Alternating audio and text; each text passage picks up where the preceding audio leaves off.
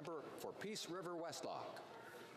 Oh, Canada, our home and native land, true patriot love, in all thy sons command, cartum se porte la paix, il se porte la croix, dans soirée to epopée, des plus brillants exploits. God keep our land glorious and free. Oh, Canada, we stand on guard for thee. Oh, Canada, we stand on guard for thee. Report. Yes, please.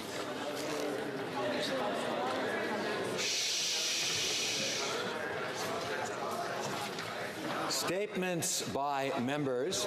Déclaration de député. L'honorable député. The Honourable Member for Pierre Boucher, les Patriotes Verchères.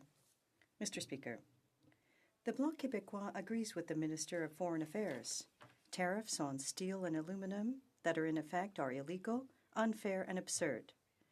Having said that, it's not enough for the Minister simply not to be happy. She must take action to put pressure on the Americans who are holding 15,000 Quebec workers hostage.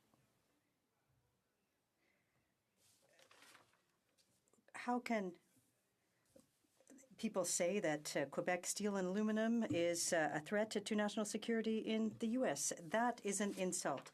The negotiations and ratification needs to be paralyzed until the tariffs are lifted. We don't sign treaties with countries that don't keep their word or what they've signed. If, therefore, the government decides to go ahead with ratification, we won't support it. Thank you, Mr. Speaker. I'm happy to have this opportunity to talk about the leadership of a young man from the community of Rogersville and a student at École Étoile de l'Acadie, Joel Guimont. At the start of the year, he went out to say hello to his teacher and chat about the summer vacation. And he noticed that the teacher had greeted each student by their first name. The next day, he arrived 5 minutes early to meet his teacher and to greet students. And he's done so every day from the first bus to the last bus. He does it every morning, and they greet him in return. Through this simple action, they have both created a routine. They've made the school a welcome and pleasant place to go to school. This is a good reflection of the community's motto, Rogersville, the community that welcomes you. I'm honored to stand here today in recognition of the Canadian Cancer Society's Daffodil campaign. I'm wearing the daffodil pin in memory and in honor of these people. We also pin many MPs on their way into the chamber today. Thank you. I ask MPs to take a moment to reflect upon the people who have passed, those who are living with cancer, and the loved ones who support them all on their journey. To all of you who are on this difficult journey, we want you to know you're not alone. The Canadian Cancer Society offers excellent programs and services that help people with cancer when they're unsure or anxious. I'd like to thank the Canadian Cancer Society and their volunteers for the amazing work to help those touched by cancer. By supporting the Daffodil campaign, we can help people with cancer see life beyond their diagnosis. When you donate, you're helping these people live their lives more fully. I encourage MPs to wear the daffodil proudly and support the Daffodil campaign and Cancer Society volunteers in your own communities. Thank you. The Honourable Member for London North Centre. Mr. Speaker, last month I had the honour of meeting an extraordinary constituent, 9-year-old Greta Fleet, to discuss her concerns about the plight of the Ottawapiskat First Nation. Greta came to my office with a heartfelt letter asking our government to do everything possible for Ottawapiskat and its people. She had a petition calling for action that has obtained more than 28,000 signatures and counting, Mr. Speaker, and made a promise to bring Greta's message to Ottawa. Mr. Speaker, there is no relationship more important than the one with Indigenous peoples. Embracing reconciliation is a responsibility of all Canadians. Our government has achieved a great deal in this regard, but remains committed to doing even more, and there is much more work to do indeed. It is with the unwavering advocacy of young people like Greta in mind that we remain focused on moving forward with needed changes that address injustices in our country. Greta, I will not forget meeting you. I will not forget you. You personify reconciliation in this country. Thank you so much. Keeping you. You're better because of it. The Honourable Member for Saskatoon West. Mr. Speaker, I'm honored to recognize two organizations in my riding celebrating a combined 70 years of service to the people of Saskatoon. For 20 years, the Gordon Tatusis Niganawen Theatre has been demonstrating the power of theatre and artistic expression rooted in Indigenous culture to change lives and build community. Their Circle of Voices program inspires future generations to find their artistic voices by producing original theatre, and in doing so build the next generation of Indigenous storytellers, artists, and leaders. Métis Addiction Council of Saskatchewan, MATSI, is celebrating their 50th year providing addictions and recovery services to the people of Saskatchewan. Rooted in Métis heritage and guided by traditional Indigenous teachings, MATSI helps all who need support and care to heal from addictions. Congratulations, MATSI and the Gordon Tatusis Niganawen Theatre for your decades of service and for building a great community for everyone. Thank you. The Honourable Member for Bonavista, Burin Trinity. Mr. Speaker, I rise today to highlight Oral Health Month, and this week, April 6th to the 12th, is National Dental Hygienist Week. This week focuses on oral health for total health, and how proper care of our teeth, gums, and mouth can lead to better physical and mental well-being. Recognizing the importance of good oral health is important for the health of all Canadians. In Canada, we have nearly 30,000 dental hygienists that provide an array of services to ensure Canadians receive proper dental care. Many Canadians, especially seniors, benefit significantly from the work of dental hygienists. Whether it's teeth cleaning and polishing, taking x-rays, or assisting in the care of one's dentures, dental hygienists play a critical role. Mr. Speaker, I want to say thank you to the nearly 30,000 dental hygienists across the country who are supporting Canadians and helping them lead healthier and happier lives. The Honourable Member for Barrie Springwater, Oro-Medonte. Mr. Speaker, I rise in the House today to recognize para-athlete Alex Massey from Barrie. In 2011, Massey's leg was amputated, a tragedy that he's turning to triumph. Massey has represented Canada for 5 years as a competitor on the World Cup circuit and a member of the national para-snowboard team. But Sports Canada has been repealing his funding while Massey has been shattering the competition. With support from his family, he has fought through his fears of lost funding.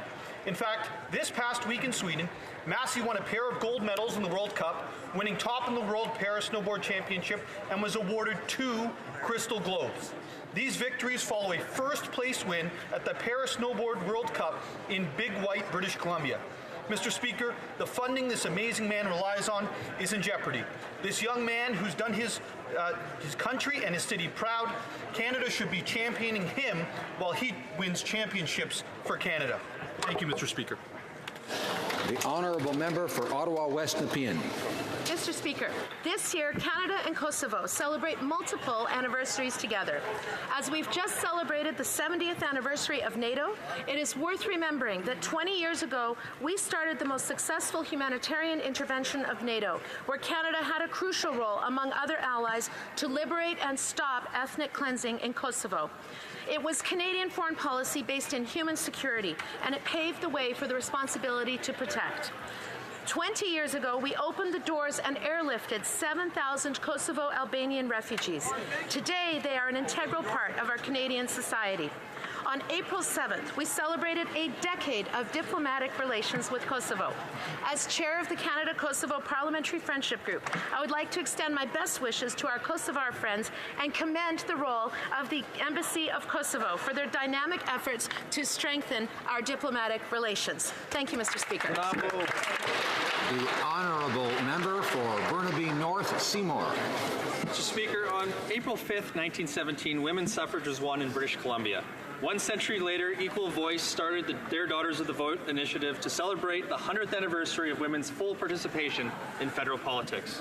We extended a warm welcome to Bella Ung, who represented my riding of Burnaby North Seymour as this year's delegate for Daughters of the Vote.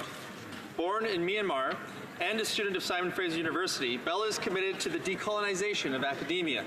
As a master's student, her research is focused on the electoral representation of minority women in Canada, resettlement of newcomers to our community, and women's rights movements right around the globe. We have come a long way since suffrage in 1917, but we still have a long way to go. Bella is an inspiration to women and girls everywhere, and we need more people like her to join us in this House. Thank you, Mr. Chair. The honourable member for Souris Moose Mountain. Mr. Speaker, farmers are sick and tired of this government's weak leadership when it comes to the Canada-China canola crisis. 43,000 farmers across Canada see 12.3 million acres of canola each year, which has a $26.7 million economic impact. And the canola industry employs 250,000 Canadians. When it comes to food safety, Canada has the best quality control system in the world, with CFIA monitoring as well as a strong regulatory process. We know that the allegations from China against Canada's canola are both false and baseless. After holding canola all winter, farmers' bins are full. They must sell it to free up bin space, yet because of this crisis, the price per bushel is falling drastically, causing thousands of dollars of loss and uncertainty for which crop to seed. Our farmers deserve action and, above all, strong leadership from their government. The Liberals' lack of leadership and dithering has consequences. If they refuse to step up, then as a government, they should step down. Hear, hear. The honourable member for Spadina, Fort York. Mr. Speaker, 5 years ago this week, I made the decision to run for a seat in the House of Commons. At the time, I was a Toronto City Councillor, and the issue that I campaigned on to get here was housing. I promised voters that if they sent me to Ottawa, I'd make sure the federal government delivered a national housing strategy. I'd make sure that that strategy included more resources to fight homelessness. It would build more housing. It would protect rent subsidies, and most importantly, would repair public housing. Yes. I'm proud to say that our government's delivered, and most importantly for the residents of Toronto community housing, these investments are historic. Our government last week invested $1.3 billion to revitalize public housing in Toronto. This will protect, repair, and most importantly, reopen thousands of units in Toronto. More importantly, for the families and children in my city, life will be better because as we build affordable housing, we will also be creating jobs. We will also be making the neighborhood energy efficient. We will also be making sure homes are more accessible. Mr. Speaker, the National Housing Strategy is real. It's helping real people with real investments, and I'm proud to be...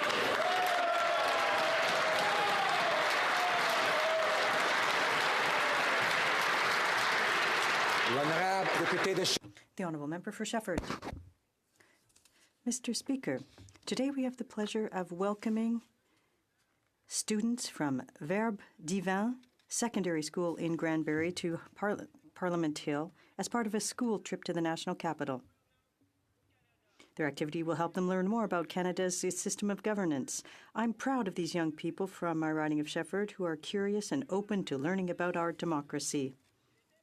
It's important to support the development of attitudes and skills because these students are our future leaders. I'd like to highlight the excellent work by Louise Charrier, their teacher, behind this visit to Parliament. Thank you, Ms. Charrier, for developing these young people's interest in politics. In closing, I'd like to wish the students from Verbe Divin Secondary School an excellent stay in Ottawa, one full of new discoveries. The honourable member for Elgin, Middlesex, London. Thank you, Mr. Speaker. Today I stand in this House on the International Day of Pink, a day that we come together to end all forms of bullying. It is a day that we come together against bullying, harassment, hate and violence, against racism, sexism, homophobia, transphobia, ableism, ageism, colonialism, and anti-Semitism. We live in a world that can provide many vehicles for people to bully, and we cannot ignore this growing trend. Instead, we could be Pink Shirt ambassadors. Pink Shirt Day was started when David Shepard and Travis Price, two grade 12 students, decided that they would make a difference. They saw a grade 9 student who was wearing a pink shirt being bullied. The boy was called a homosexual for wearing pink and was threatened to be beaten up. Instead, David and Travis stood up for this young man by wearing pink shirts and having many others join them in their school in Nova Scotia. We have to remember anyone can bully and anyone can be victimized by bullying, but together we can stop it. Thank you.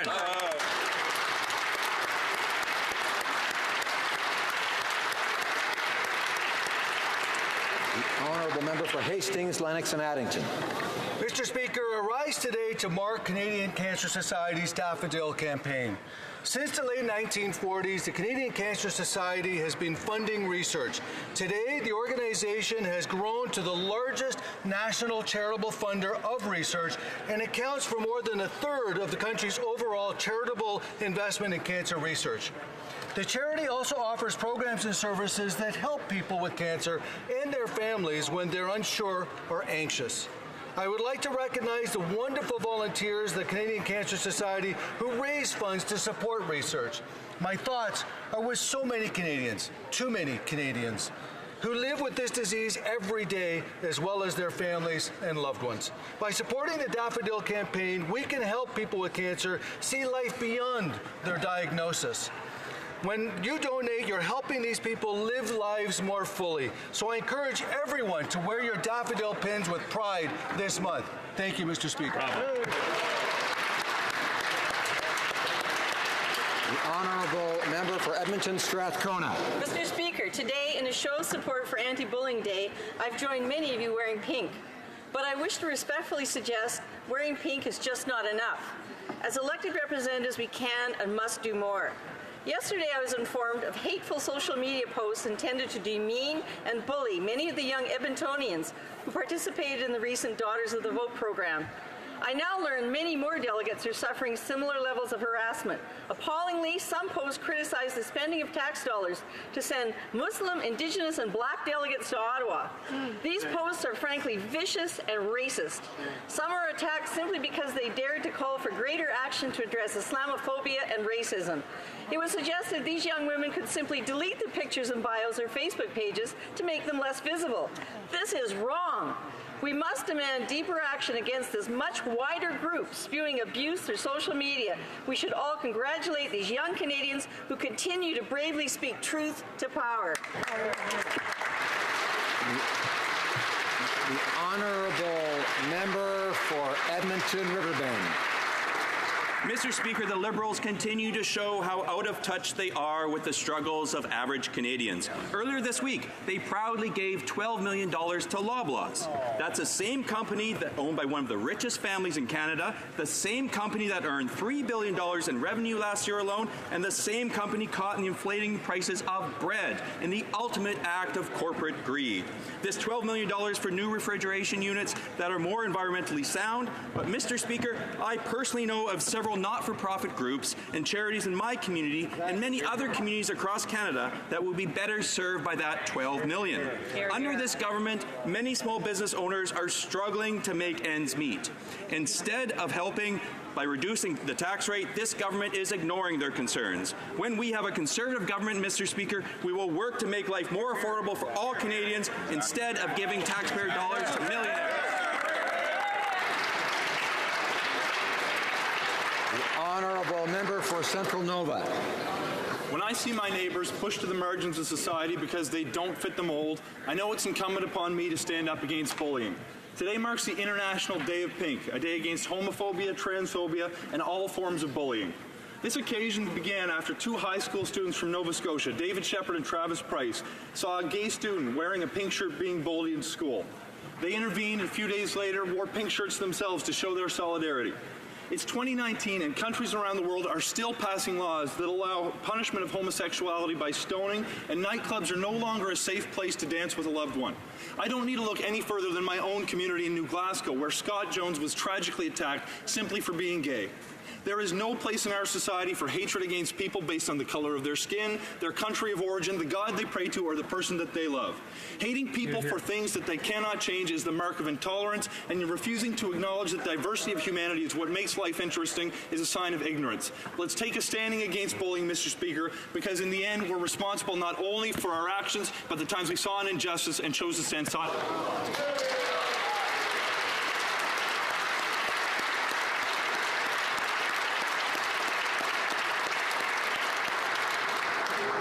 Oral questions, questions orales. The Honourable Leader of the Opposition. Well, Mr. Speaker, the Prime Minister is still threatening to sue me over a statement that I made on March 29th. And I stand by every single word of that statement. In fact, I just repeated it moments ago outside the chamber. He claims that I will face consequences for exposing his potentially illegal interference in a criminal trial. But the only consequence seems to be that the Prime Minister will be forced to finally tell the truth. So when will I see him in court? Honourable Prime Minister. Down on misleading Canadians. It shows that they're still following Stephen Harper's playbook. We put him on notice because he and his party have a history of making false and defamatory statements. That's what he did in December against the Minister of Innovation. He was forced to swallow his words, his false words, and retract his statements. We won't stand by while he continues to mislead Canadians. Honourable Leader of the Opposition. The Prime Minister asked his lawyers to send me a letter where he threatened to take me to court if I didn't retract what I said on March 29th. Not only will I not retract that, but I repeated every word of that statement, and I did so outside of the chamber.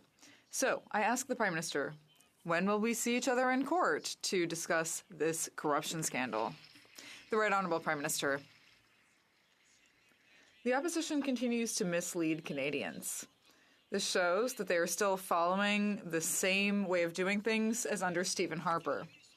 We put them on notice because he and his party have a history of making false and defamatory statements. He will have to withdraw what he said, and that's what he had to do in December when he had to swallow those false words and withdraw his statement against the Minister of Innovation. We will not stand idly by while he continues to mislead Canadians. The Honourable Leader of the Opposition. The Minister seems to be missing an important fact here. It's that I'm not withdrawing my remarks. In fact, I'm standing by them, and I repeated them outside of the House of Commons. So once again, if the Prime Minister is so sure of his case, will he commence court proceedings so that Canadians can finally hear the truth about this scandal? Honourable Prime Minister.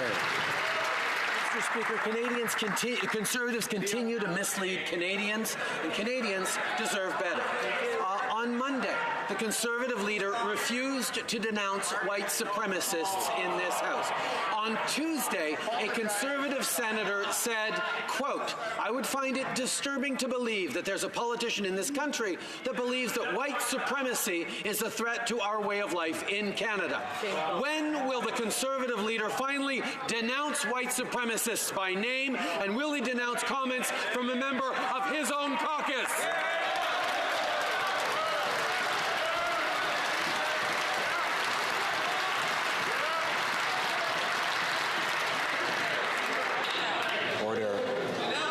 Order. The Honourable Leader of the Opposition. Your typical Liberal smear tactics. They know that I have always 100% denounced white supremacy and racism and anyone who promotes those hateful ideologies. He also knows that that senator withdrew and clarified his remarks, and that I continue to denounce those types of messages. And this is what is disgusting about this. They are using the very real threat of hatred and racism in this country to cover up their corruption scandal.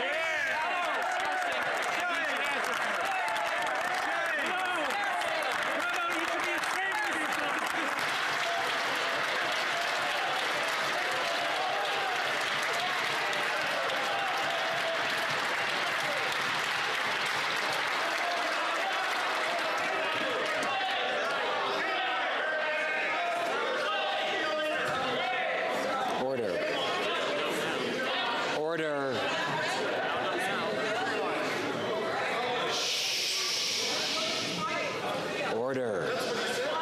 Order. Order. The honourable member for Whitby will come to order, please. The Right Honourable Prime Minister. Mr. Speaker, we seem to have hit a nerve in the way the Conservatives are misleading Canadians on intolerance. Let's try them on climate. Today, we learned the Conservatives are hiding from their own constituents tax benefits that would give Canadians hundreds of dollars. See, Conservatives want to take hundreds of dollars away from families in New Brunswick, in Ontario, in Manitoba, in Saskatchewan. Indeed, their only plan seems to be to mislead Canadians about our plan to fight climate change. That is even more unacceptable. They continue to mislead Canadians. The Honourable Leader of the Opposition. The only thing a Conservative government will take away from Canadians is their obligation to pay his carbon tax. This October. Now, Canadians finally want to see the Prime Minister testify under oath. They finally want to see documents presented to court in an environment that his members of Parliament can't control. So once again, I have stood by everything I have said. When will the Prime Minister finally start the lawsuit? The Honourable Prime Minister. Speaker, once again, in his very first words in that last intervention, the Leader of the Opposition emphasized that the first thing he would do if he gained power was to make pollution free again. We know, Mr. Speaker, and Canadians know, that climate change is real, and yet it has been 346 days since the Leader of the Opposition promised a climate plan and has not shown anything. He has no plan for the environment, no plan for the economy. All he does is mislead Canadians.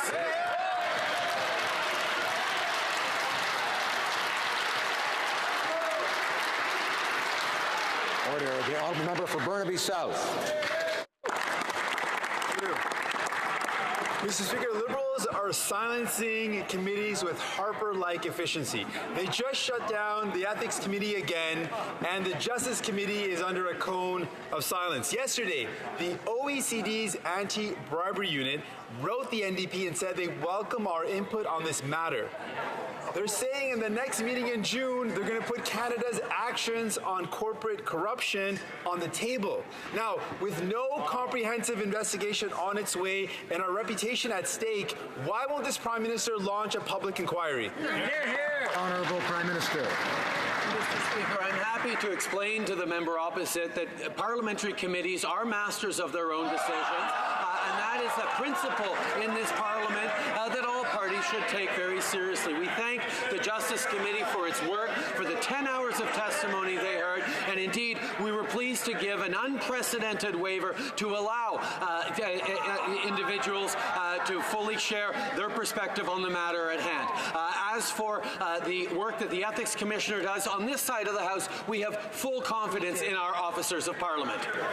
The Honourable Member for Burnaby South. Order. The entire world is watching us. In response to our letter, the OECD's Anti-Corruption Unit repeated its call to closely monitor what is happening in Canada. And now that the Justice Committee's study is over, they're going to be watching more closely than ever. The Prime Minister needs to do the right thing. Will he reassure the OECD and especially all Canadians by launching a public inquiry? The Right Honourable Prime Minister. It's important to know the truth about this issue. And that's why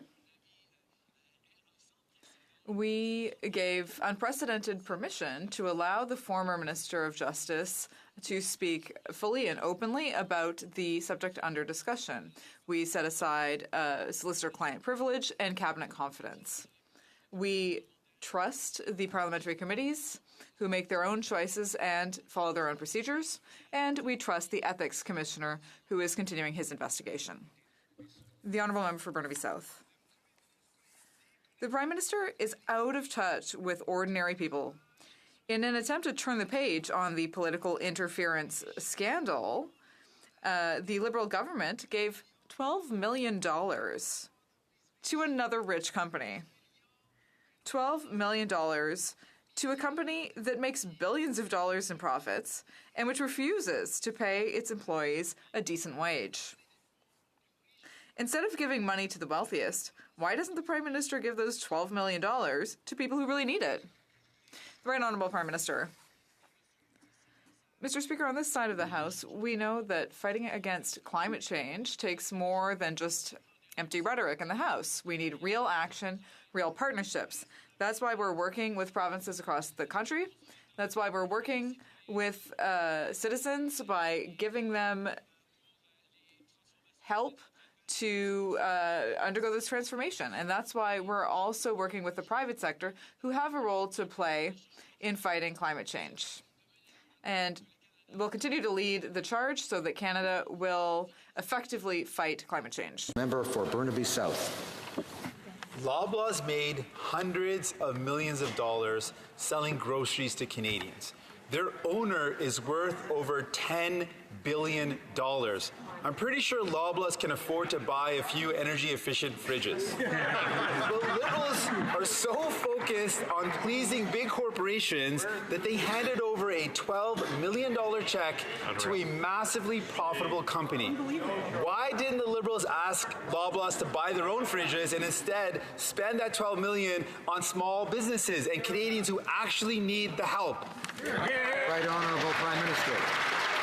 Speaker, see, this is the problem with the NDP. They like to climb up on their high horse and make big speeches about protecting the environment when this government actually moves forward on doing that. And that means partnerships with the provinces. It means investing in Canadians and in renewable technologies. And yes, Mr. Speaker, it means partnering with the private sector so that we are moving forward on more efficient technologies and indeed fighting climate change. We understand that everyone needs to do their part to fight against climate change. That's something neither the Conservatives nor apparently the NDP understand. Order. Allow me to thank the member for Grand Prairie Mackenzie for trying to get some of his colleagues to quiet. I think he needs longer arms to encourage more of that. But the Honourable Leader of the Opposition. The Prime Minister wants to talk about politicians who have led Canadians in error. This Prime Minister said when the allegations were first printed in the Globe and Mail that they were completely false. We now know that that is not true. Is the Prime Minister aware that if he says something that he knows not to be true in a court proceeding, that he will be guilty of perjury? The Right Honourable Prime Minister. We've seen the Conservatives time and time again mislead Canadians, and they are smarting that we actually call them out on it. We put them on notice because, indeed, they continue, particularly in this election year, to spread falsehoods to Canadians. Just recently, they actually sent a householder to Canadians that was not telling them about our climate action incentive, which returns hundreds of dollars to Canadians that they have to claim through their taxes. They have no plan on the environment. All they do is mislead Canadians. All they do is mislead Canadians about our plan to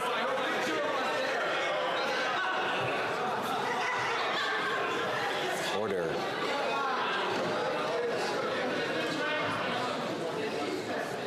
The Honourable Leader of the Opposition. Speaker, the Prime Minister now wants to talk about falsehoods. The Prime Minister said, in response to the Globe and Mail story breaking the SNC-Lavalin corruption scandal, that no one, neither himself nor anyone in his office, put pressure on the former Attorney General to interfere in this case. We now know that that is completely false. So once again, is the Prime Minister aware that if he says something that he knows not to be true in a court case, that he will be guilty of perjury?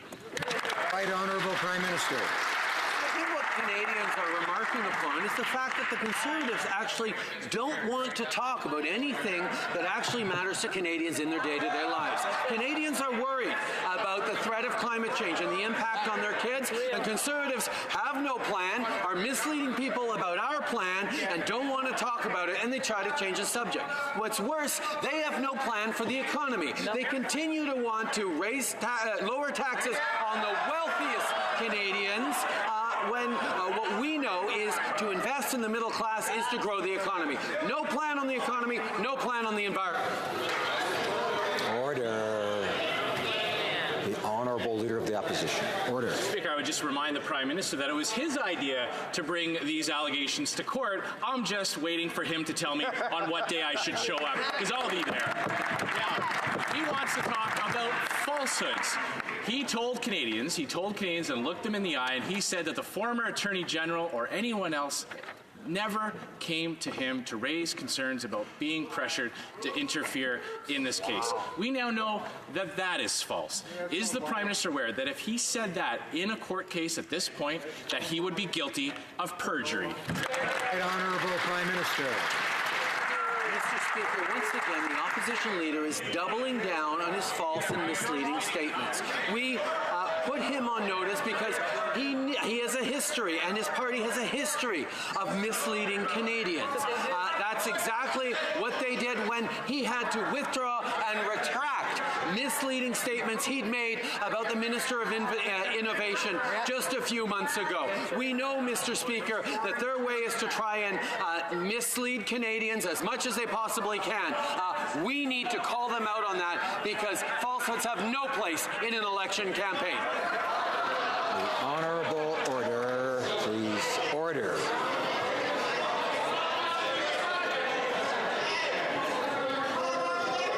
Order.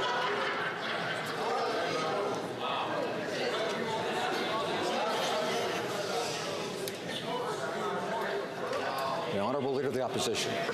Mr. Speaker, the Prime Minister says that he's put me on notice, hoping that I'll withdraw my statements. I'm not. I repeated them again outside. So I'm putting him on notice that I'm looking forward to the day that he sets for this court case to proceed. But when it comes to falsehoods, Mr. Speaker, the Prime Minister stated that his excuse for interfering in this court case was because of jobs. We now know that that isn't true either. So once again, is the Prime Minister aware of the criminal penalties for committing perjury in a court case? Right Honourable Prime Minister. Speaker, I can understand the member opposite's frustration. His economic plan is in shambles. After 10 years of the lowest growth rate since the Great Depression under Stephen Harper, we turned that around with an approach that invests in Canadians, and therefore Canadians created over 900,000 new jobs over the past 3 years. We've seen the lowest unemployment in 40 years. Our plan is working, and yes, Mr. Speaker, we will always fight for jobs, and we will never apologize for fighting for jobs.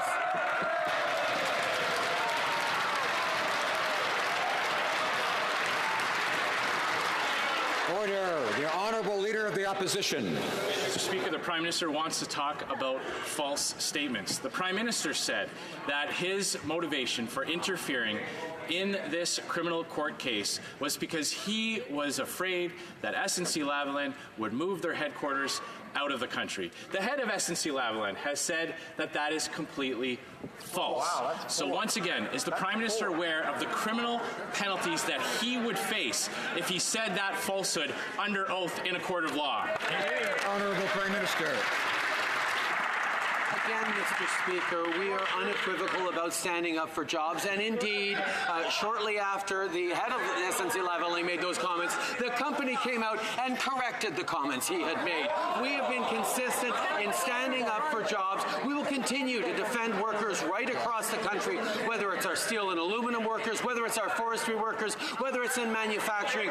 We know that investing in Canadians, investing in their communities, is way better than the cuts and austerity proposed by the Conservatives. That's it. Order.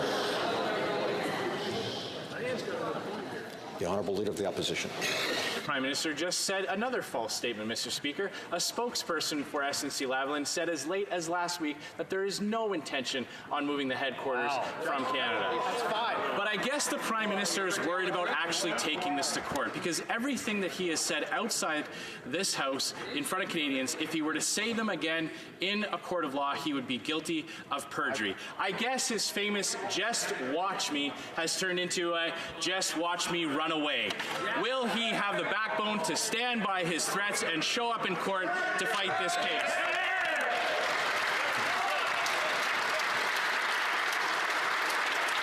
Right Honourable Prime Minister.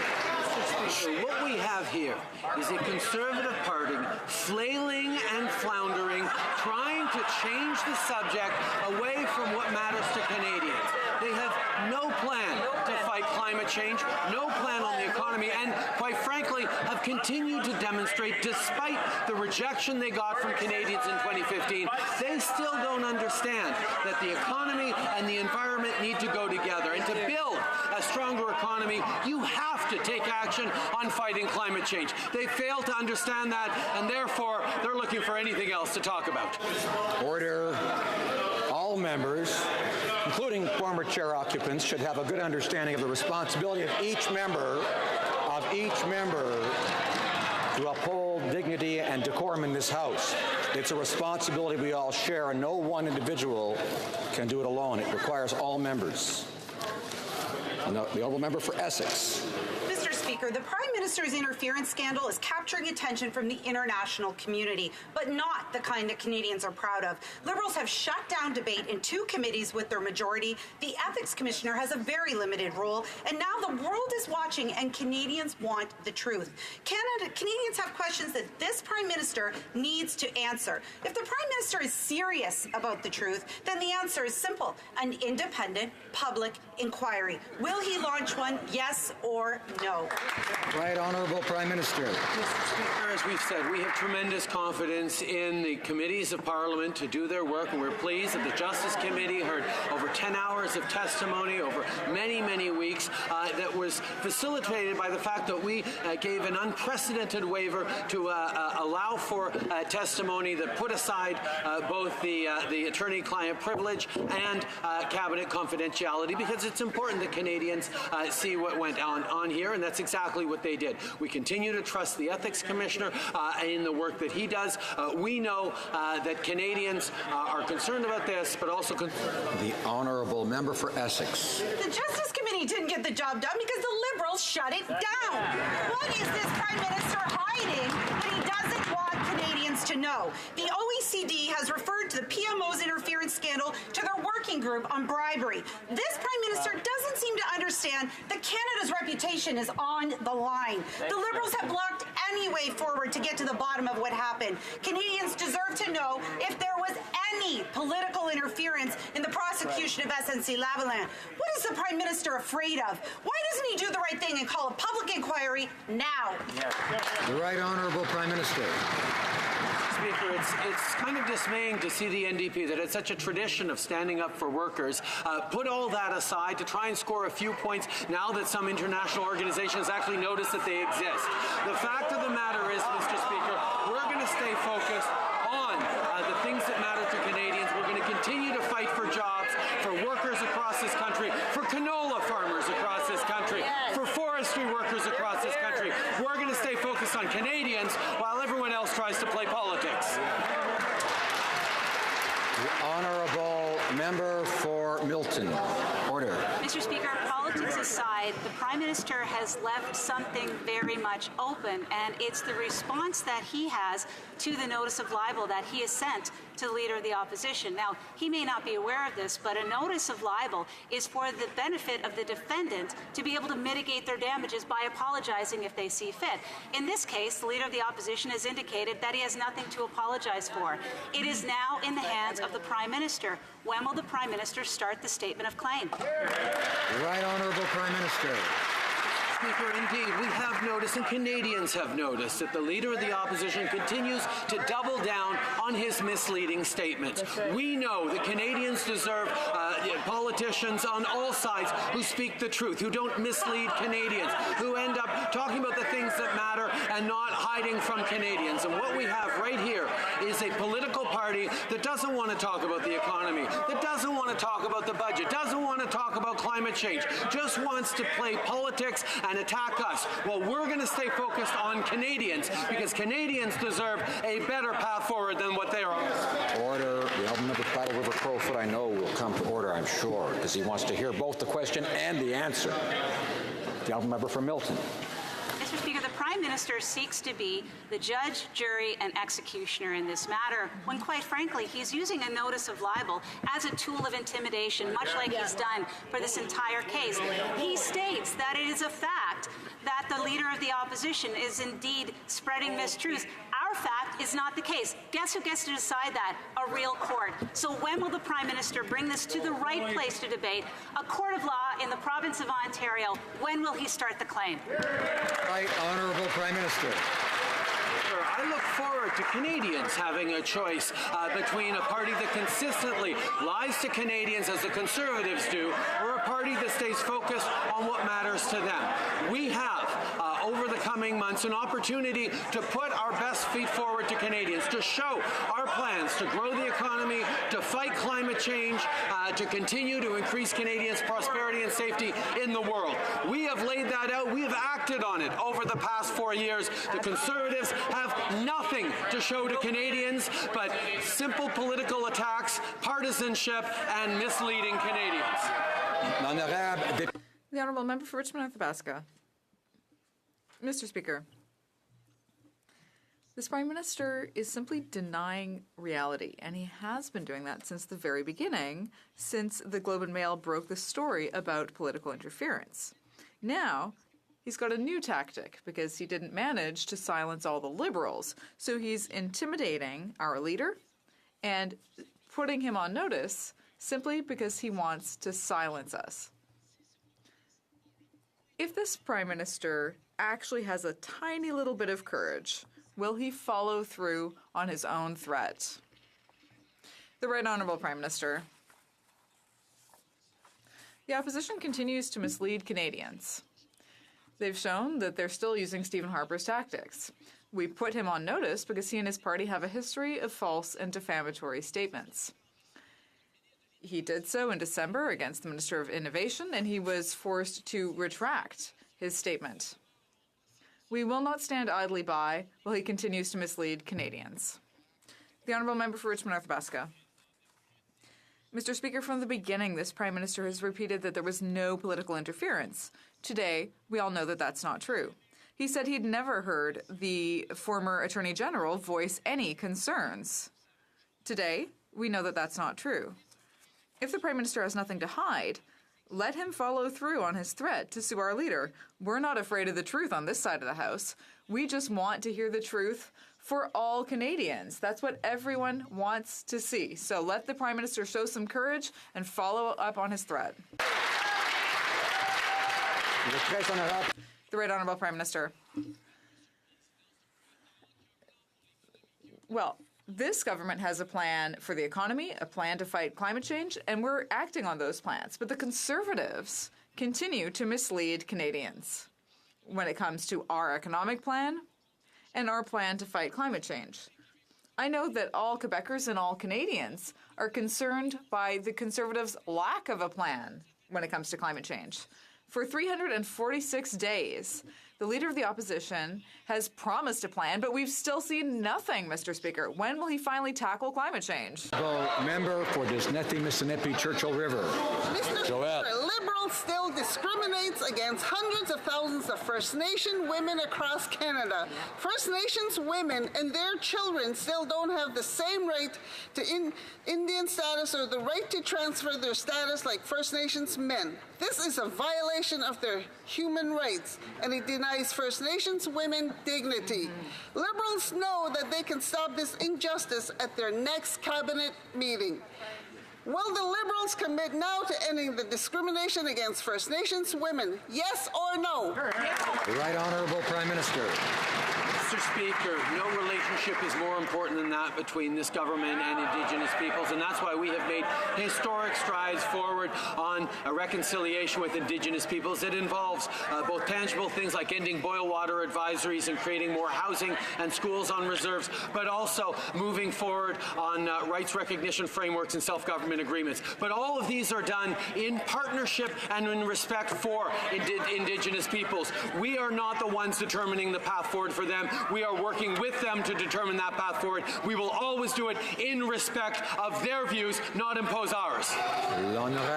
The Honourable Member. Order, please. Order. The Honourable Member for Saint-Hyacinthe-Bagot. Mr. Speaker, to fight climate change, the Liberals are giving $12 million of our money to a billionaire company run by the second richest person in the country. Yet, there are independent marketers and grocers that are fighting to survive and to become greener, but they don't receive any government aid. The Liberals have chosen to help billionaires rather than making life more affordable for families or fighting climate change for real for future generations. What is the Liberals' priority? The Right Honourable Prime Minister. On this side of the House, we understand that the fight against climate change can take many avenues. Yes, the government has to do a lot, and citizens also have to do their share, as does the private sector. We have programs to encourage them to fight climate change, and they are open to the private sector across the country. That is what we're going to continue to do, and we're working together to fight climate change rather than just putting out nice words and not changing anything. Mr. Speaker, many Canadians have been frustrated by the restrictions on the transportation of Canadian beer, wine and spirits between provinces and territories. In St. Catharines and across Niagara region, there are many small and medium-sized businesses that, because of barriers to trade within Canada, can't sell their product to other provinces. Can the Prime Minister please update this House on what our government is doing to eliminate the federal barriers to the trade of alcohol within Canada in order to make it easier for businesses to grow and succeed? Right Honourable Prime Minister. To thank the member from St. Catharines for his hard work.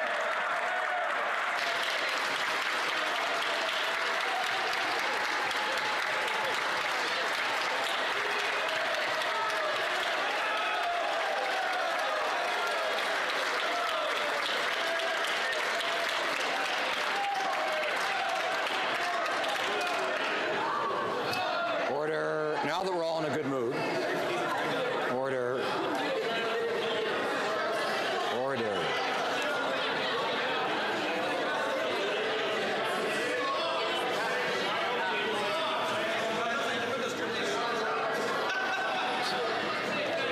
Order.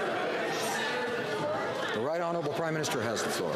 Thank the member from St. Catharines for his question and his hard work. And I highlight that for 10 years, Stephen Harper was unable to do what we just did. In Budget 2019, we removed the only remaining federal barrier to trade of Canadian wine, beer, and spirits within Canada. It's now up to provinces to change their regulations to allow for direct-to-consumer alcohol sales across Canada. We did what Stephen Harper and the Conservatives couldn't. We freed the beer.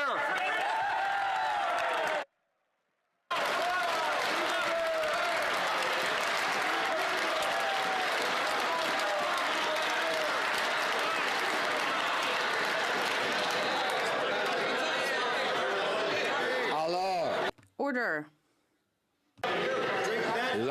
The Honourable Member for Louis Saint Laurent. We all remember, sadly, that the Liberal government and the Prime Minister took away the tax credit for public transportation, and this was not only stupid, but let's talk about who are really the wealthiest Canadians. Loblaws is a company that made more than $3 billion in profits last year, and they've now announced $12 million to buy fridges for them. Wow. $3 billion on one hand and $12 million on the other. This doesn't make sense. How come the Liberals are taking money from the pockets of Canadians and giving it to those who don't need it? The Honourable Prime Minister. I understand that the member would like to talk about our investment in public transportation. We've made historical investment of more than $28 billion across the country. It allows Canadians to spend more time with their families. More than 7,000 new buses were purchased or renovated. Also, bus shelters were purchased, and we're working in cooperation with our partners, including the Canadian Federation of Municipalities. And we're going to continue to invest in our communities because it creates economic growth and opportunities for Canadians. Member for Calgary Nose Hill. I can understand why the Prime Minister didn't want to answer that question, because this is really about the Prime Minister's motives. It's not just that. It's the illegal taxpayer-funded vacation that he took while he was raising taxes on people who can't think about affording their own vacation right now. It's the fact that he punished two strong women for doing the right thing while he moved hell and high water to protect his buddies at SNC-Lavalin from facing a day in court. Shame on him. Why does everything that this Prime Minister do benefit him and hurt the people that we're supposed to serve? Honourable Prime Minister. Mr. Speaker, speaking of misleading Canadians, the very first thing we did was lower taxes on the middle class and raise taxes on the wealthiest 1%. We then delivered a Canada Child Benefit that lifted 300,000 kids out of poverty. Both of those measures the Conservatives voted against. And how's our economy doing? One of the best growths in the G7, the lowest unemployment rate in 40 years, and Canadians have created over 900,000 new jobs. No wonder the Conservatives can only sling mud instead of talking about any plan for growing the economy, because they have none.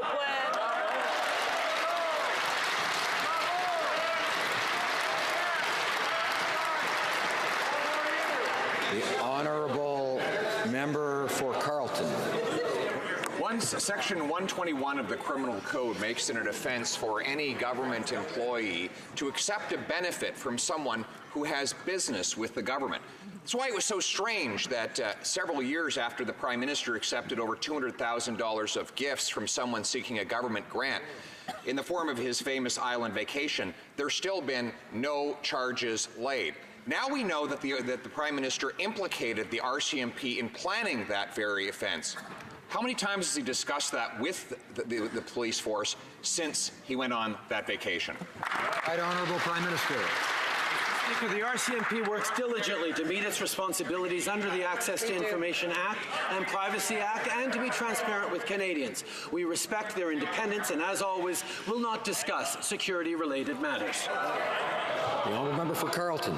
I'm not asking about a security-related matter. I'm asking about a potential offense under Section 121 of the Criminal Code. If a junior procurement officer had accepted a small vacation from someone seeking a government contract, he'd been fired the same day and probably been charged within a week. Yet the Prime Minister takes over $200,000 of illegal gifts from an individual seeking a government grant, and there are no criminal consequences. Has he discussed this case with the RCMP since he last took that vacation? Yes or no? Right Honourable Prime Minister. Mr. Speaker, Groundhog Day is February 2nd. We are a long way past that, and yet the Conservatives seem to be desperate to reach back into any old thing they can to avoid talking about the fact that they have no plan for the economy. They have no plan to fight climate change. They have no plan to continue to grow an economy that works for Canadians in a way that is inclusive and positive. These are the things that we have been working on over the past 4 years, and it's working for Canadians. So all they can do is try to sling mud and bring up old issues that, quite frankly, is not what Canadians care about. The Honourable Member order for Esquimalt, Saanich, Sooke. Mr. Speaker, for more than a year, the government has been saying that Canada is meeting at the UN's request for assistance in Mali with a SMART pledge ending August 1st. Now we've learned that the UN has actually requested that Canada extend our excellent and important medevac mission to September 15th. This would avoid a reduction in UN stabilization operations in Mali and the potential loss of lives resulting from the gap in medevac services before Romania takes over. Otherwise, both the stability of Mali and people's lives will be at risk. Will the Prime Minister now agree to extend Canada's Mali mission as requested by the UN? Right Honourable Prime Minister. Speaker, I had the honor of visiting our troops in Mali around Christmas time, and I have to say we can all be incredibly proud of the work they are doing, not just at keeping their allies safe through medevacs, but actually leading the way on innovative approaches to medevac that is transforming not just the way peace operations are run around the world, but indeed the way militaries, allied militaries around the world look at medevacs and helping. That is something that Canada is leading on. There are always going to be gaps there was a gap between Germany Germany and us taking over, there's going to be a gap before Romania, but we are working with our allies. The Honourable Member for Trois-Rivières. Mr. Speaker, for months, the crossing between Matane and Côte-Nord has been a real nightmare for users and for the economy of the Lower St. Lawrence, Gaspésie and Côte-Nord. Worse still, this crossing has been found dangerous for Quebecers. After the recent accident involving the Apollo ferry, a TSB inspector has deemed the ship to be unsafe, even though it was certified by Transport Canada. Can the Prime Minister explain how Transport Canada could have certified a ferry that the TSB has deemed unsafe for navigation? The Right Honourable Prime Minister. The responsibility of any government is to ensure the safety of its people, and we're going to ensure that Transport Canada does take its full responsibility very seriously, and we're always going to make sure that Canadians are safe when they use ferries, and we're going to continue to do so. And I will follow up with this issue, the question asked by my honourable colleague, the Honourable Member for Lévis-Lotbinière. Canadians all remember the Prime Minister's controversial taxpayer-funded trip. We know that he'd started planning his vacation 9 months before leaving for Aga Khan's Island. And while they were preparing for his dream trip, no one seems to have noticed the fact that he was going to be breaking the law. Mr. Speaker, there's a pattern here. But this Prime Minister has become used to violating the law since 2015. Why does the Prime Minister think he is above the law? The Right Honourable Prime Minister. The RCMP takes its responsibility fully in terms of the Access to Information Act and Privacy Act.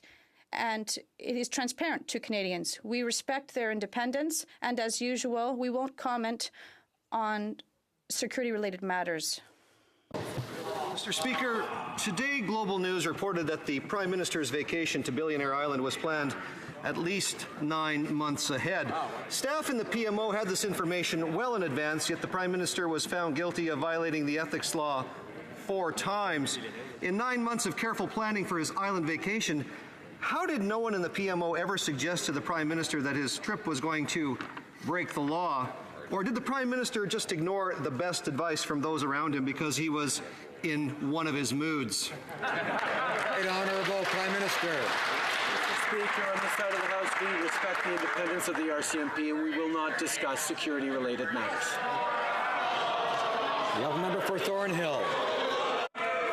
So we learned from an access to information request the government's been sitting on for years that senior officials in the RCMP were planning the Prime Minister's Billionaire Island vacation at least 9 months before his flagrant violation of the Conflict of Interest Act. 2 of his top advisors then have since resigned under the cloud of the current scandal. Now, the PM may consider his job to be only ceremonial, but not once did these advisors point out that he was about to break the law. There's a pattern here, Mr. Speaker. Why do the PM and his acolytes believe he is above the law? Right Honourable Prime Minister. Mr. Speaker, the RCMP works diligently to meet its responsibilities under the Access to Information Act and Privacy Act and be transparent with Canadians. We respect the independence of the RCMP and, as always, will not be discussing security matters, security-related matters. The Honourable Member for Brossard-Saint-Lambert. Mr. Speaker, Cyclone Idai has had a devastating impact on Malawi, Mozambique, and Zimbabwe, destroying families and homes, affecting over 1.8 million people.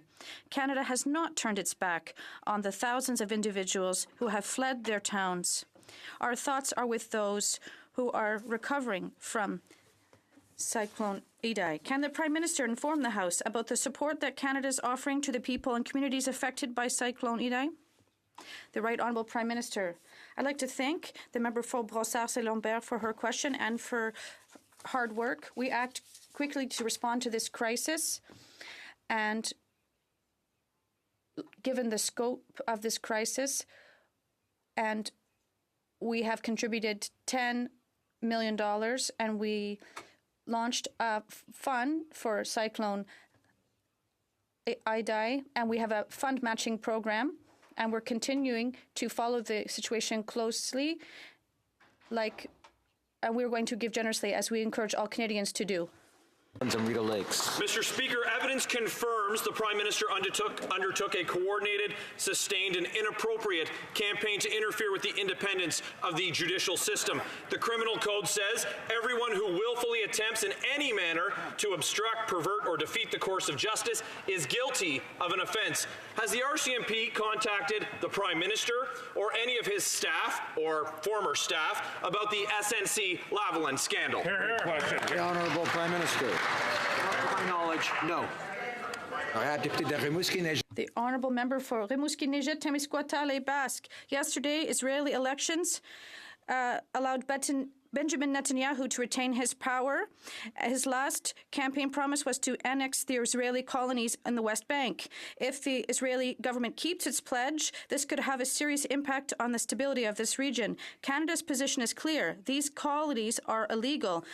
This opinion is shared by the UN Security Council. Can the Prime Minister confirm that he considers the annexation of these territories to be illegal and will act accordingly? The Right Honourable Prime Minister. Our position is the same. We believe that a two-state solution is one that we are seeking, and this should be done with direct negotiations between Israeli and Palestinians, and illegal acts such as these colonies are illegitimate, and we would like to help resolve this situation in the Middle East. East Cooksville. Mr. Speaker, over the past weeks, I've heard from constituents concerned about the outbreaks of measles in several regions of our country, including in the Greater Toronto Area. While Canada has made great strides in the fight against measles and eliminated it over 2 decades ago, outbreaks do occur when the virus is picked up abroad. Can the Prime Minister inform this House and all Canadians how they can protect themselves and their families against the measles? Good question. For Mississauga, East Cooksville, for his question, for his hard work. The problem is complex, but the solution is simple. Canadians can protect themselves and their families against measles by getting vaccinated. Vaccines are our best weapon to fight disease, and the reason why measles was practically eliminated in Canada. We're investing $25 million over 5 years to get more Canadians vaccinated, to develop new vaccines, and importantly, to keep the public better informed. Vaccines are safe and effective and save lives. The Honourable Member for Lethbridge. Using tax dollars to fund his illegal private island vacation, groping female reporter, strong-arming his former Attorney General into interfering in a criminal prosecution with his friend's company, firing the former AG when she refused to do his bidding for him.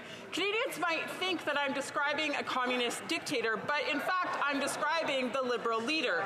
When the Prime Minister doesn't like the law, he breaks it. There's one set of rules for him, and there's one set of rules for everyone else.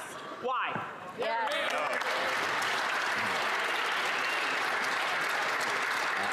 As I should have done earlier when the Prime Minister used the word lying, I asked the member to be judicious in her comments. The Right Honourable Prime Minister. Mr. Speaker, we will continue to stay focused on what matters to Canadians. We will always stand up for women's rights. We will always stand up unequivocally for women's reproductive rights, unlike the member opposite and her party. We will always be there to defend Canadians. We will always be there to push for gender equality. We will always be there to invest in the middle class and those working hard to join it. The members opposite can only sling mud because they have no plan for Canadians on the economy, no plan for Canadians on climate change, and all they can do is continue to mislead Canadians. The Honourable Member for Maïquagan. Mr. Speaker, the majority Quebec government has finally solved the government secularism issue, and if all goes as planned, the bill should be adopted by the summer.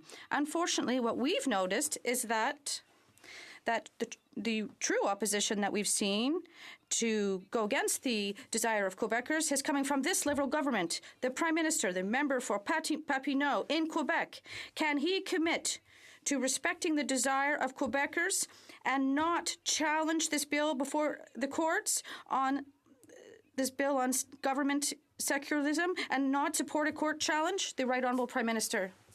Mr. Speaker, in a free society, we should never legitimize discrimination, notably based on religion. And that's what I believe, and that's what this government believes. And we are going to be clearly steadfast in our belief that we have to defend the rights of all Canadians.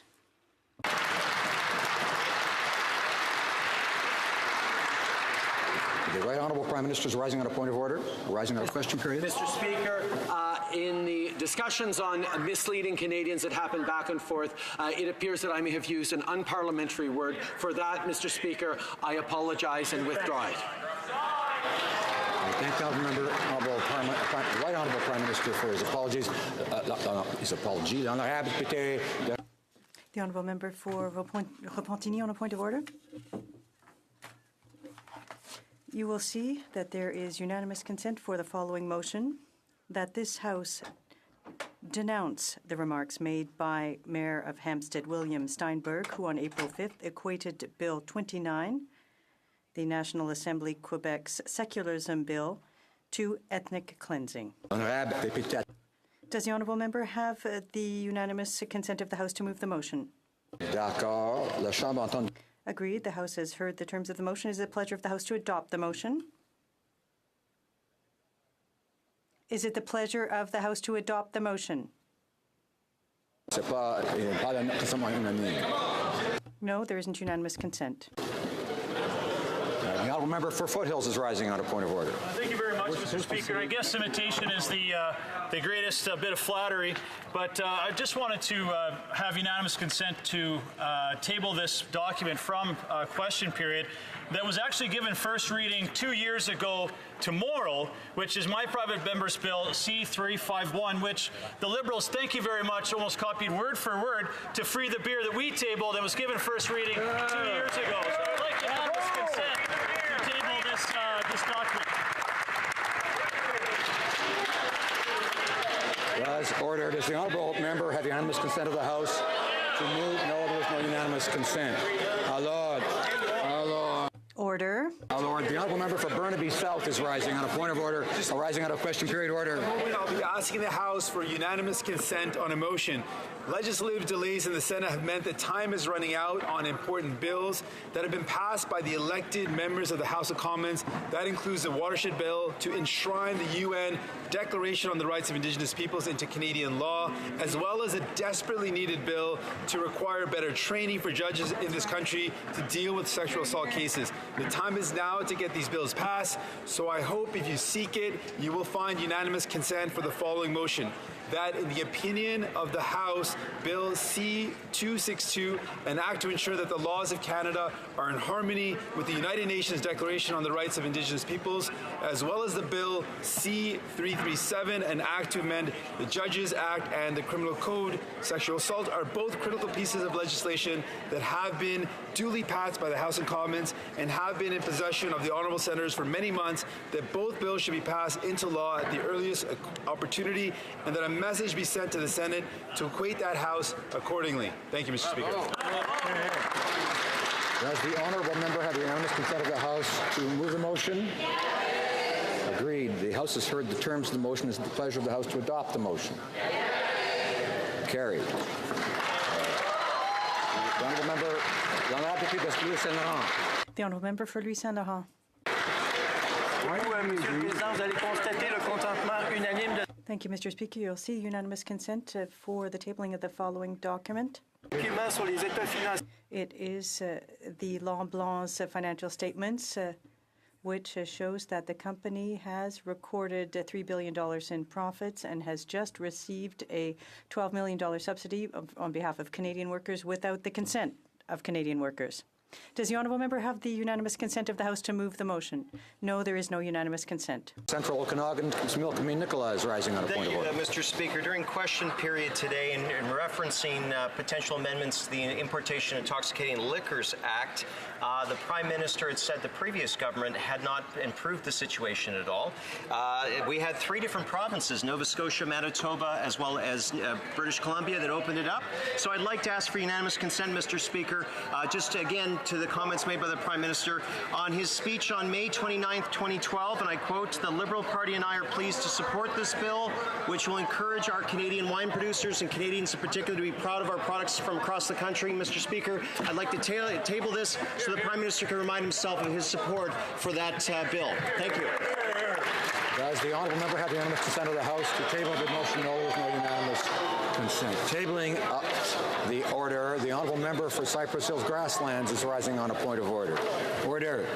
Thank you, Mr. Speaker. I rise on a point of order. Several thousands of my constituents have been impacted by an event that threatens their families, their livelihoods, and their business. And I believe, Mr. Speaker, this House has the obligation to address that issue. So, Mr. Speaker, I'm asking for unanimous consent of the House to hold an emergency debate on the canola issue that affects so many Western Canadians. Does the honourable member have the unanimous consent of the House? No, there is no unanimous consent. Tabling of documents. The Honourable Parliamentary Secretary to the Government House Leader. Thank you, Mr. Speaker. Pursuant to Standing Order 36(8), I have the honour to table in both official languages the government's responses to 4 petitions. Dépôt de projet de loi éminent du gouvernement. Introduction of government bills. Statements by ministers. Inter-parliamentary delegations. The Honourable Member for Scarborough-Guildwood. Thank you, Mr. Speaker. Pursuant to Standing Order 34(1), I have the honour to present in both official languages the report of the Canada-United Kingdom Inter-Parliamentary Association dealing with its participation in an event. The Honourable Member for Kildonan St. Paul. Thank you, Mr. Speaker. Mr. Speaker, I have the honour to present in both official languages the 18th report of the Standing Committee on Indigenous and Northern Affairs entitled A Path to Growth, Investing in the North. Pursuant to Standing Order 109, the committee requests that the government table a comprehensive response to this report. Merci beaucoup. Honourable Member for Kamloops Thompson Caribou. Thank you, Mr. Speaker. And of course, we'll be tabling a dissenting report. We felt that this particular report by the majority Liberals lacked a number of important details, and that included a comprehensive overview and an understanding of the impact that their policies had in terms of growth in the North, including the moratorium in the Beaufort Sea, the impact on carbon pricing in terms of development moving forward. So we felt the report had many, many gaps, and we'll be tabling a dissenting. The Honourable Member for York Centre.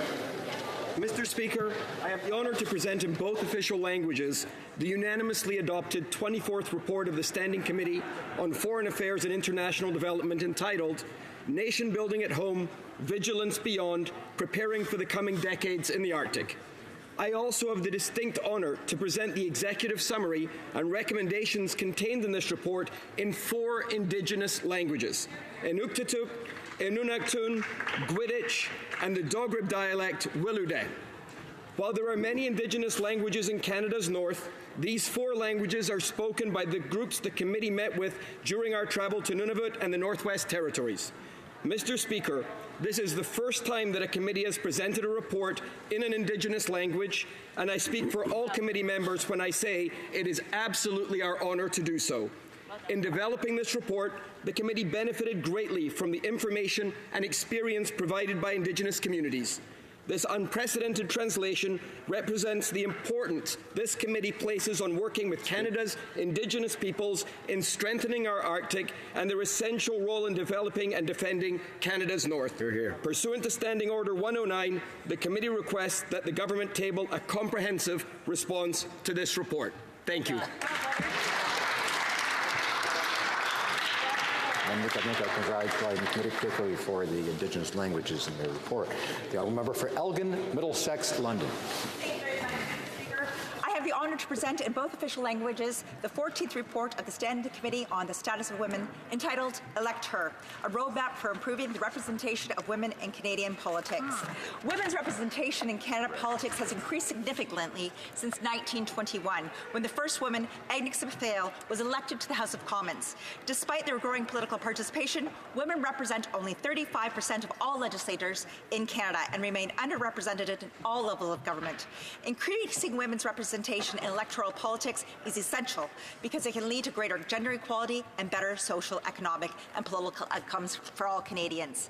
We saw over 10 organizations, 18 individuals, and 4 federal departments and agencies, and received 12 written briefs. And pursuant to Standing Order 109, the government requests that the committee requests that the government table a comprehensive report or a comprehensive response to this report. Thank you, Mr. Speaker. The honourable member for Lethbridge. Mr. Speaker, in this report, it talks about the barriers that women face when they enter the political realm.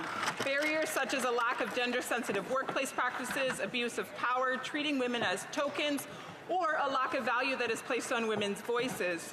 Mr. Speaker, these things are discussed in the report as barriers that prevent women from feeling secure and confident in putting their name forward for election.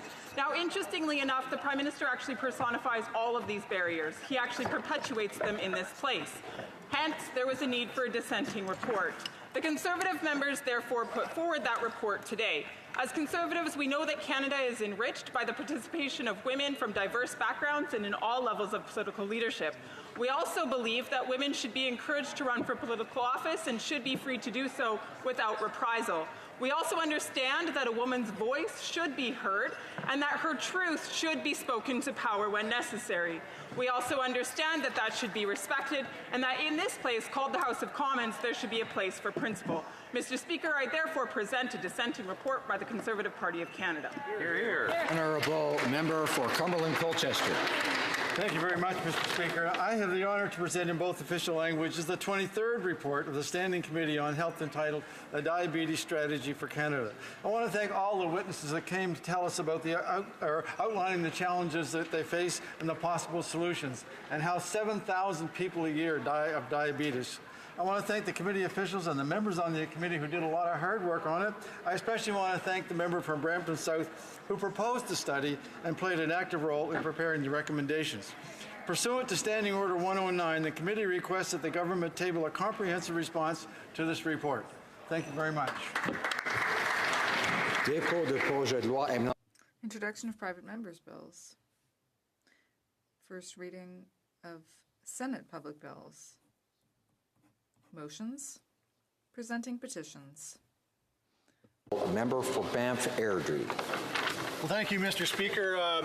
I rise with a petition on behalf of Tourism Operators International Parks, who provide our renowned experiences for our visitors from around the world and who require fair lease renewal practices so they can continue to provide those quality visitor experiences in our national parks. But unfortunately, Mr. Speaker, Parks Canada has forced upon tourism operators one-sided leases that will compromise the quality of visitor experiences to our national parks. And so I table this petition calling on the government to revisit the renewal provisions for leaseholders in our national parks to be able to provide greater certainty for tourism operators so they can continue to provide those unique and dynamic visitor experiences.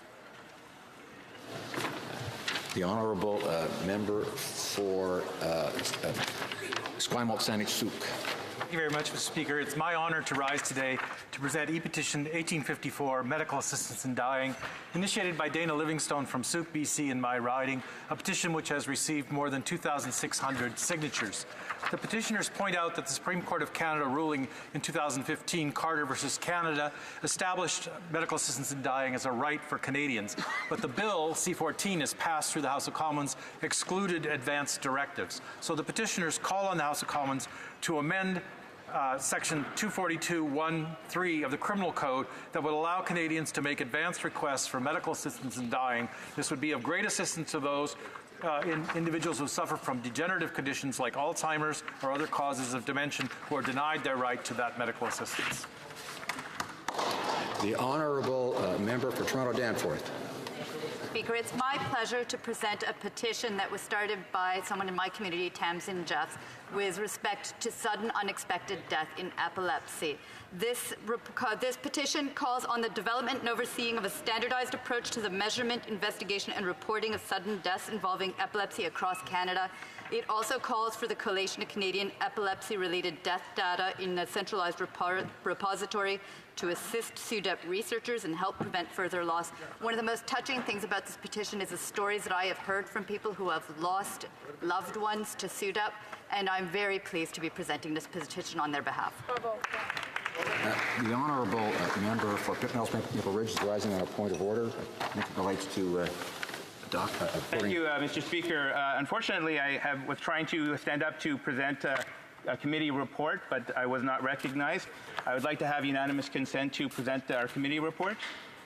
Does the honourable member have unanimous consent to present the committee report? No, there was no unanimous consent. I apologize to the member for not recognizing him at the time, and I did not have him on my list. Order. The honourable member for Kitchener-Conestoga. Mr. Speaker, I have 3 petitions to present today. The first is a petition signed by 640 Canadians calling on the Government of Canada to exercise its moral, legal, and political authority to ensure the safety of the public and innocent children by making a registry for high-risk child crime offenders and allowing lifetime criminal restraining orders for offenders to stay away from the child victims and the victim's family. Second petition, Mr. Speaker, a petition pointing out that there is not adequate palliative care in this country, and it's impossible for a person to give informed consent to assisted suicide or euthanasia if appropriate palliative care is unavailable to them. Therefore, the petitioners are calling on Parliament to establish a national strategy on palliative care. And finally, Mr. Speaker, a petition signed by hundreds and hundreds of Canadians calling on the House of Commons to support Bill S-214 and ban the sale and/or manufacture of animal-tested cosmetics and their ingredients in Canada. Thank you, Mr. Speaker. And the Deputy Drummond. The Honourable Member for Drummond. Thank you, Mr. Speaker. It's an honour for me to rise in this House to table 2 series of petitions. First of all, the first one has to do with tax havens. The citizens who signed this mentioned the government's recent signing of trade agreements with Grenada and Antigua and Barbuda, 2 tax havens. And given that the use of tax havens leads to significant losses to the public treasury, they call upon the Government of Canada to cancel those agreements, starting with the agreements of Grenada and Antigua and Barbuda, in order to reduce social inequality. And then the second series of petitions has to do with mandatory GMO labeling. Citizens state that the government, with the approval of Health Canada, should be allowing Canadian consumers to have all of the necessary information when it comes to GMO foods. Consequently, they're calling on the government to pass a law to have mandatory labeling of GMO products. Thank you, Mr. Speaker. I remind honourable members that when one member is speaking, other members should be seated. The honourable member for Winnipeg Centre. Thank you very much, Mr. Speaker. I'd just like to table a petition on behalf of a citizen of mine who recently passed away, Colin Kennedy. It is about ensuring that people have access to medical services and do not need to pay for parking when they go to hospitals. He spent over $17,000 in his lifetime for cancer treatment in order to pay for the parking and in order to gain access to the facilities and to the treatments that he needed. And so this is signed by many people from Winnipeg Centre and from across the country. I've already tabled 1 petition on this issue, but this is the final act of this gentleman, Colin Kennedy, in his memory. Thank you very much, Mr. Speaker. Member for Calgary Nose Hill. There are many people across Canada who are furious with the fact that the government continues to denigrate the energy sector and cause a loss of jobs. They're also furious with the fact that they still have to pay the same levels of equalization while this government takes away their jobs. So I'm pleased to table this petition calling upon the government to immediately cancel Bill C-69 and launch a study into the economic impact of equalization, including the examination of the formula, examination of how renewable and non-renewable resources, including energy resources that are both developed and undeveloped, are treated in the formula, and issue a report to Canadians on the fairness, effectiveness, and outcomes of the equalization program. Thank you. Honourable Member for Saint-Hyacinthe-Bagot. Mr. Speaker, I'm tabling a petition to have universal access to unemployment benefits. Unemployment often unfairly disadvantages women, and that only 52% of workers have access to EI benefits. The petitioners call on the Government of Canada to strengthen the current EI system in order to make the access to it universal by lowering the eligibility threshold to 13 weeks rather than the previous threshold, and by having a minimum of 35 weeks instead of 14 weeks of benefits, and by increasing the benefits, the amount of the benefits, and by having a retroactive readjustment based on the individual and non-family income, and by getting rid of various exclusions, and by modifying the EI Act so that any absence due to maternity and pregnancy would not prevent access to regular benefits. Thank you, Mr. Speaker. The Honourable Member for Beaches East York. I'm tabling a petition from constituents in Beaches East York, including the St. Bridget community, who are calling our attention to the plight of forced migrants. Specifically, they are asking us to address the root causes of forced migration. In addition to providing humanitarian aid for refugees in host countries, they're asking us to support grassroots organizations working for peace, democracy, and human rights, and to invest more in diplomatic and peaceful solutions to armed conflicts.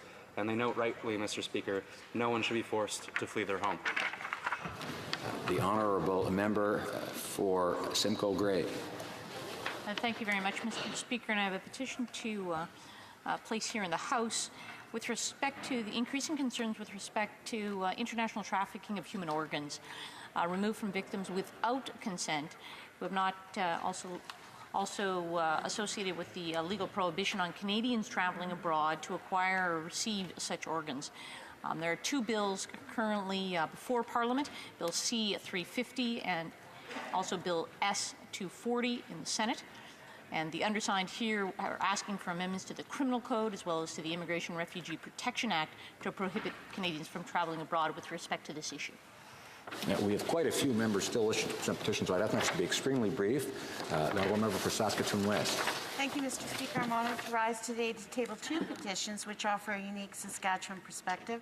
The first petition, E-1959, has garnered support from people across Canada. The petition was initiated by the Citizens Environmental Alliance, and the petitioners are asking the Minister of Environment and Climate Change to require a number of Saskatchewan network drainage projects to undergo environmental assessment, including meaningful public and Indigenous consultation. They're asking the government to protect these wetlands, which provide important public health benefits such as alleviating the impacts of floods, improving water quality, recharging groundwater, preserving fish and wildlife habitat, and storing carbon. The second petition I'm tabling today comes from constituents in my riding who are concerned about the erosion of farmers' rights under the amendments to the Plant Breeders Act.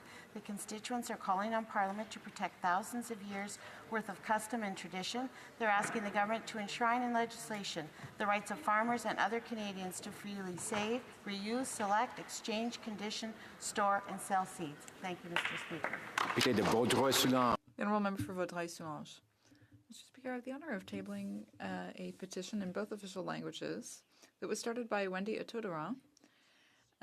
This petition recognizes that there are tens of thousands of seniors, or rather of adults, including seniors, taking care of children with autism and other serious ailments. Caregivers to provide them with funding opportunities for affordable group homes and residences that can provide appropriate and continued care to aging Canadians coping with severe autism and or other physical and mental disabilities. Thank you, Mr. Speaker. And the Honourable Member for Yellowhead. Thank you, Mr. Speaker. I am pleased to present a petition calling upon Parliament to designate every third Thursday in May as Vishivanka Day throughout Canada. Every year, thousands of Ukrainian Canadians celebrate Vishivanka Day to show an embroidered shirt is their national genetic code, a symbol of the struggle for independence and a symbol of dignity, love, and unity. Thank you. The Honourable Member for Trois-Rivières. Mr. Speaker, Well, the residents of my riding are very tenacious, and they keep signing this petition to call for the return of train service to Trois-Rivières. This would be a way to facilitate interurban travel, to lower greenhouse gases, and to develop local tourism in the economy. Thank you. For Etobicoke Centre. Mr. Speaker, pursuant to Standing Order 36, I'd like to present two petitions, the first signed by 36 constituents in my riding of Etobicoke Centre. The petitioners are gravely concerned with the ongoing systematic persecution against the Uyghurs and other ethnic Turkic groups by the government of China. These human rights violations have included mass arbitrary arrests, imprisonment and detention and re-education camps, torture, disappearances, and the obstruction of contact with family members of Uyghurs living abroad, including Canada. The petitioners pray and request that the House consider all available options to put a stop to this ethnic and religious persecution and urge China to fully respect its international human rights obligations. And the second petition raises concern about the international trafficking in human organs obtained from victims without their consent. This important international trade has been documented in the Bloody Harvest, a report issued by human rights lawyer David Mattis and former Liberal Cabinet Minister David Kilgour. In an effort to stop this disturbing trade, the petitioners, 200 of whom urge the Parliament adopts Bill C-350 and S-240 that would make it illegal to acquire organs or body parts from unwilling donors as part of a financial transaction. Thank you. The Honourable Member for Sherwood Park, Fort Saskatchewan. Thank you, Mr. Speaker. I'm pleased to table 4 petitions in the House today. The first is like the one just tabled by my friend from Etobicoke Centre, which calls on Parliament to support Bill C-350, in particular Bill S-240, which deals with the issue of forced organ harvesting. The second deals with the Canada Summer Jobs Program. It refers to the attestation requirement that was formerly in the jobs program last year, but it also, petitioners are, I think, also concerned about issues happening this year with the exclusion of certain organizations, and they call on the government to respect the Canadian Charter of Rights and Freedoms Section 2 in respect to this program. The third petition calls on the House of Commons to reverse the 10-round magazine reclassification enforced by the RCMP and remove the power from the RCMP to arbitrarily make classification decisions with respect to firearms. The fourth petition draws the attention of the House to the plight of Pakistani Christian asylum seekers who are in Thailand. It urges the Government of Canada to take up this matter urgently with the Government of Thailand to seek the more humane treatment of Pakistani asylum seekers, and says that these asylum seekers must be provided the opportunity to apply for refugee status with the UNHCR and for resettlement without arrest, detention, or deportation. Thank you very much. Deputy Sherbrooke. Thank you, Mr. Speaker. I have the honour of tabling 2 petitions. The first asks the members of this House to establish an independent investigation committee on the Lac Mégantic tragedy. And we're still interested in train safety, and we'd like to make the necessary corrections to this train system. And the second petition concerns the Canadian government purchase of the Trans Mountain Pipeline for $4.5 billion. We denounce this purchase and the subsidies to oil companies that the Canadian government continues to give, even though they said they would not do so during the last elections. So we'd like to ask this House to stop giving oil company subsidies. Mr. Speaker, and I'm pleased to be able to present a petition that was put together or spearheaded by Councillor Mike Cole and Mayor of Toronto, John Tory, in regards to security concerns together with the Bathurst Street initiative. The tragic and horrific events in Pittsburgh have brought to light the need, of course, for enhanced security so Canadians can worship and children can attend religious schools without fear of violence. The rising costs of security weigh heavily on religious places of worship, given that the other normal costs associated with operating a place of worship or religious school.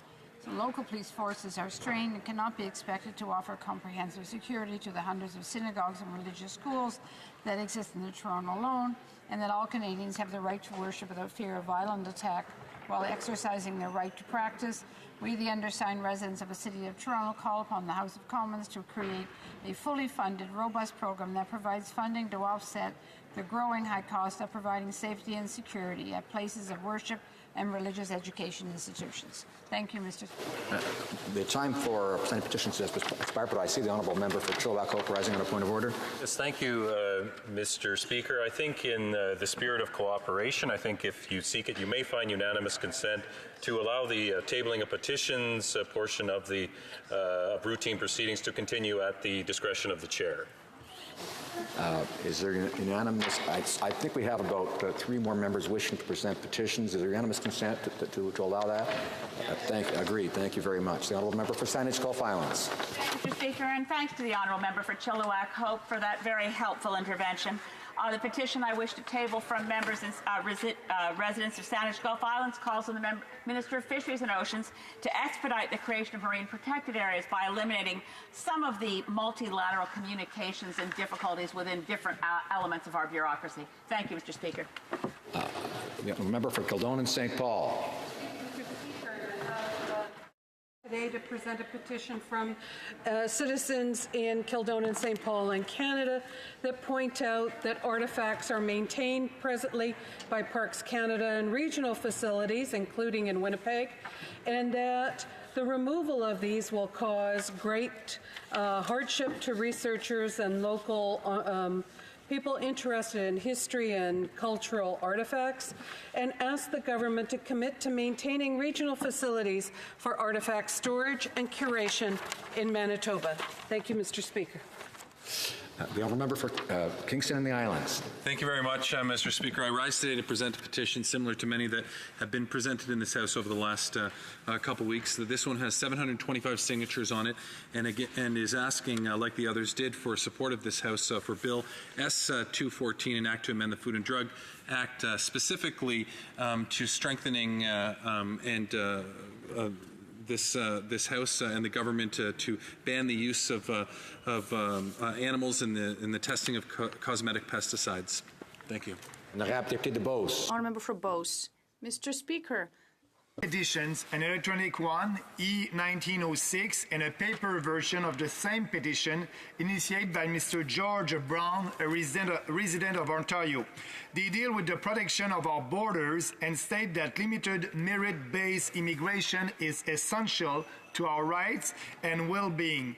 They call on the Canadian government to withdraw from the United Nations Global Migration Compact. The 2 petitions contain more than 68,000 signatures. Merci. This concludes petitions. Questions on the order paper. The Honourable Parliament Secretary of the Government House Leader. Yes, thank you, Mr. Speaker. The following questions will be answered today, question 2265 and 2271. And furthermore, Mr. Speaker, the government's responses to questions question 2266 to 2270 and question 2273 could be made orders for return. These returns would be tabled immediately. Pleasure of the House that the aforementioned questions be made orders for return, that they be tabled immediately. Agreed, and so ordered. The Honourable Parliamentary Secretary. Finally, Mr. Speaker, I would ask that all remaining questions be allowed to stand at this time. Is it agreed? Agreed, and so ordered. Notices of motion for the production of papers. The Honourable Parliamentary Secretary. Mr. Speaker, I would ask that all notices of motions for the production of papers also be allowed to stand at this time, please. Agreed. Agreed, and so ordered. I have notice of a question of privilege from the Honourable Member for Chilliwack Hope. Thank you, Mr. Speaker. I am rising today on a question of privilege concerning misleading comments made to the House of Commons by the Minister of National Revenue. On December 13, 2018, the Minister told the House that the Canada Revenue Agency, quote, hired 1,300 new auditors. Again, on February 5, 2019, the Minister said, quote, we hired 1,300 new auditors. This weekend, Quebec newspapers reported that these numbers were wrong and erroneous. Le Journal de Montréal reported in an article entitled Enquête, elle répète des chiffres erronés depuis. She has been using erroneous figures for 5 months. 192 new auditors. That's about 1/7 of what the Minister claimed to be the truth. Since January 1st, 2016, the number of auditors has increased from 6,265 to 6,457.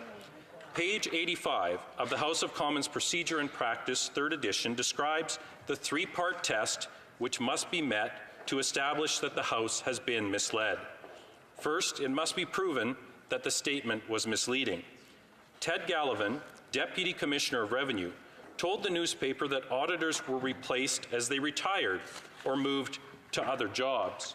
The minister tries to take credit for replacement hiring as so-called new auditors. Le Journal reported, quote, Mr. Gallivan admits that unlike the minister, he does not using the $1,300 figure to validate the work of his department. False. Mr. Speaker, the second arm of the three-part test is that it must be established that the member making the statement knew it to be misleading. When called out on her misleading claims by an intrepid journalist, the minister and her office tried to backtrack. According to Le Journal, quote, Au cabinet de la ministre. In the minister's cabinet, we explained to the Journal that the minister was too busy to give an interview on several occasions. In response to specific written questions, her director of comms transmitted us a statement that made reference to new auditors. She backed down. And the original statements were not simply some slip of the tongue or this newest statement a slip of the fingers on a keyboard. The newspaper reminded its readers that, quote, Celle qui a été nommée. Those who were appointed ministers by the Prime Minister at the end of 2015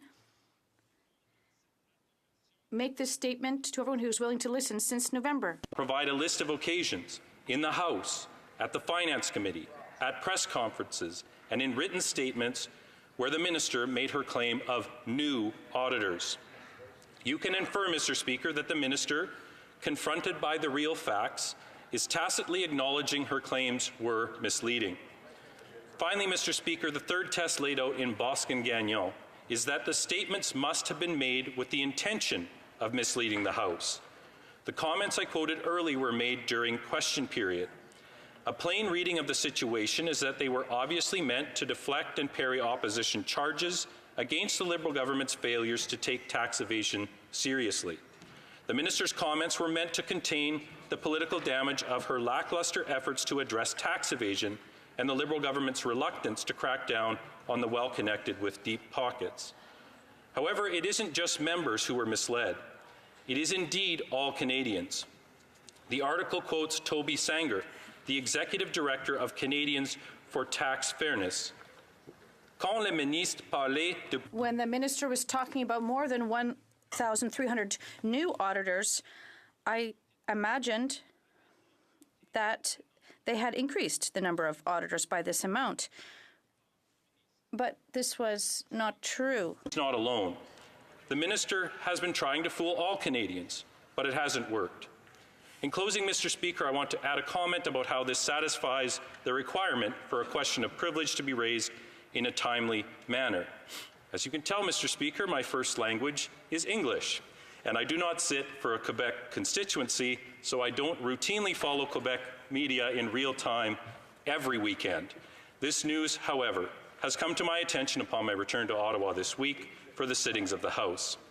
With that said, if you find a prima facie case of privilege, I'm prepared to move the appropriate motion. Merci beaucoup, Monsieur le Président. Thank you very much, Mr. Speaker. I thank the honourable member for Chilliwack Hope for raising his question, and the honourable member for New Westminster Burnaby rising on the same question of privilege. The honourable member for New Westminster Burnaby.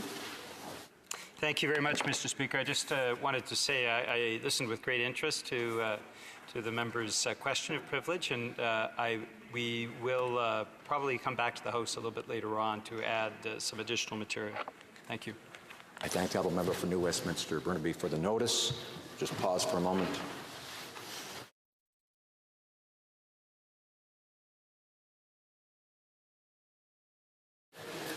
The honourable member for Vancouver East has a point of order.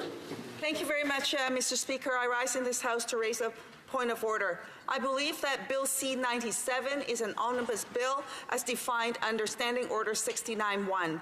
I and my NDP colleagues are deeply concerned at this government's reliance on omnibus bills to ram its priorities through in this place, often also attempting to conceal measures from Canadians. We firmly believe that this practice is inherently undemocratic and requests you to intervene. Standing Order 69-1 states, and I quote, "In the case where a government bill seeks to repeal, amend, or enact more than one act, and where there is not a common element connecting the various provisions, or where unrelated matters are linked, the Speaker shall have the power to divide the questions for the purposes of voting and on the motions for second reading and reference to a committee and the motion for third reading and passage of the bill. The Speaker shall have the power to combine clauses of the bill thematically and to put the aforementioned questions on each of these groups of clauses separately, provided that there will be a single debate at each stage." Page 730 of the third edition of the House of Commons Procedures and Practices state, quote, "In general, an omnibus bill seeks to amend, repeal, or enact several acts and is characterized by the fact that it is made up of a number of related but separate initiatives. To render an omnibus bill intelligible for parliamentary purposes, the Speaker has previously ruled that such a bill should have one basic principle or purpose which ties together all the proposed enactments. Given this definition, it is plainly obvious to me that Bill C-97, with over 350 pages and several standalone pieces of legislation inside, is an omnibus bill. I strongly believe that Canadians at home would agree. I would imagine that they would also like us as their representatives in this place to properly study and debate these separate pieces of legislation as such. However, it is clear that once again the Liberals are using the loophole that they added to the standing orders in order to include many unrelated measures. That would be Standing Order 69-1-2, which states, quote, "The present standing order shall not apply if the bill has its main purpose the implementation of a budget and contains only provisions that were announced in the budget presentation or in the documents tabled during budget presentation." While we've had limited time to sort through this mess of a Budget Implementation Act, we have already found several provisions contained in Bill C-97 that were not announced on March 19th. 1. Subsection B of Division 9 of Part 4 amends the Electricity and Gas Inspection Act. 2. Subsection D of Division 9 of Part 4 amends the Importation of Intoxicating Liquors Act. 3. Subsection E of Division 9 of Part 4 amends the Precious Metals Making Act. 4. Subsection F of Division 9 of Part 4 amends the Textile Labeling Act. 5. Subsection G of Division 9 of Part 4 amends the Weights and Measures Act. 6. Subsection J of Division 9 of Part 4 amends the Pest Control Products Act. 7. Subsection K of Division 9 of Part 4 repeals the provisions of the Quarantine Act. 8. Subsection L of Division 9 of Part 4 repeals the provisions of the Human Pathogens and Toxins Act. Additionally, Mr. Speaker, I'm simply disheartened by the Liberal government's attempt to hide within the Budget Bill Implementation Act two pieces of standalone legislation that will significantly transform the Canadian immigration system. First, Part 4, Division 15, Section 192 to 302 creates the College of Immigration and Citizenship Consultants Act. Now, Mr. Speaker, as you know, this issue was studied by the Standing Committee on Citizenship and Immigration, which produced the only unanimous supported report in that committee of this Parliament, which called for urgent action and was concurred in this House on December 4th, 2017. The government responded to that study, was presented to the House in October 2017, where the minister stated, quote, "The minister expects to be able to provide more information on the way forward next year." Well, Mr. Speaker, the minister missed his own self-imposed deadline and is now forced to hide these changes within the Budget Implementation Act. Given the significance of this standalone piece of legislation, I and my colleagues strongly believe that this 45-page act must be separated out of Bill C-97 so that it can be debated, studied, amended, and voted on as the separate legislation that it is. Second, and even more alarming, is this Liberal government's attempt to hide its efforts to shut down the Canadian border to asylum seekers in the midst of a global refugee crisis. Part 4, Division 16, Sections 302 to 311 make dramatic changes to the Immigration and Refugee Protection Act. These changes would render ineligible potentially thousands of individuals seeking asylum from even having their claim heard by the Immigration and Refugee Board. This is an ongoing court case challenging the constitutionality of the Safe Third Country Agreement, and it appears that this government is looking to legislation around this lawsuit expand the agreement to include countries that Canada has an information sharing agreement with and codify into the Immigration and Refugee Protection Act.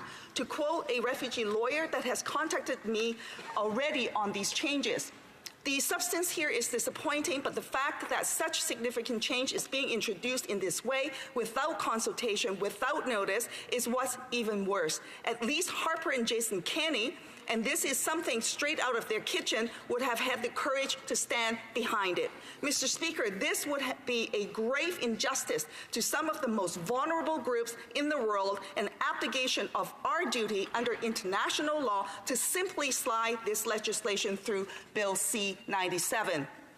We, as parliamentarians, have the duty to separate out this piece of legislation in Bill C-97 as well, so that its impacts can be truly examined and debated in this place. We must have the opportunity to debate in this place if it is truly the direction that the Canadian government wants to take. Mr. Speaker, by throwing to elements which were not announced in the budget presentation and by hiding significant standalone legislation that would have far-reaching impacts on Canada's immigration system, I submit that this bill meets the standards set out in standing orders to be treated as an omnibus bill. Thank you, Mr. Speaker, and I look forward to your response.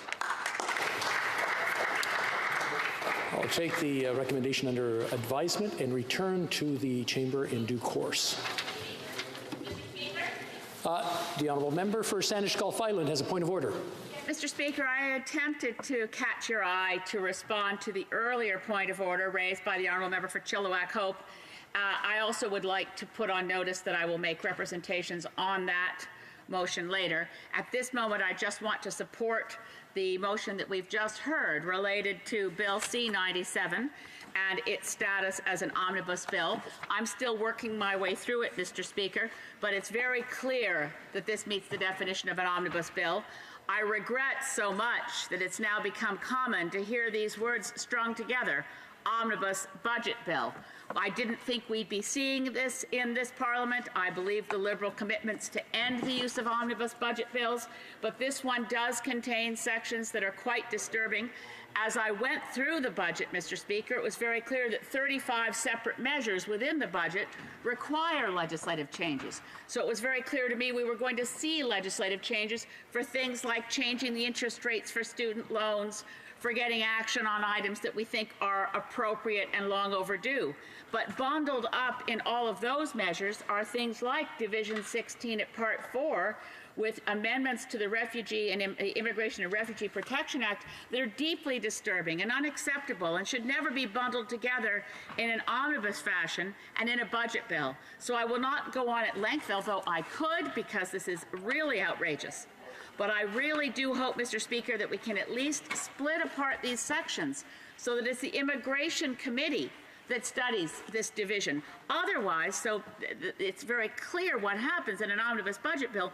Most of it will never get properly studied because it's only before the Committee on Finance. It's not that there's anything wrong or delinquent or inadequate about the Finance Committee, but it's not the proper place to study substantial changes to other areas of law where the expertise resides with the committee that is a standing committee on that issue. So, Mr. Speaker, in the strongest possible terms, I urge you to find this as omnibus and allow us to split out those sections that require proper and thorough study. Thank you, Mr. Speaker.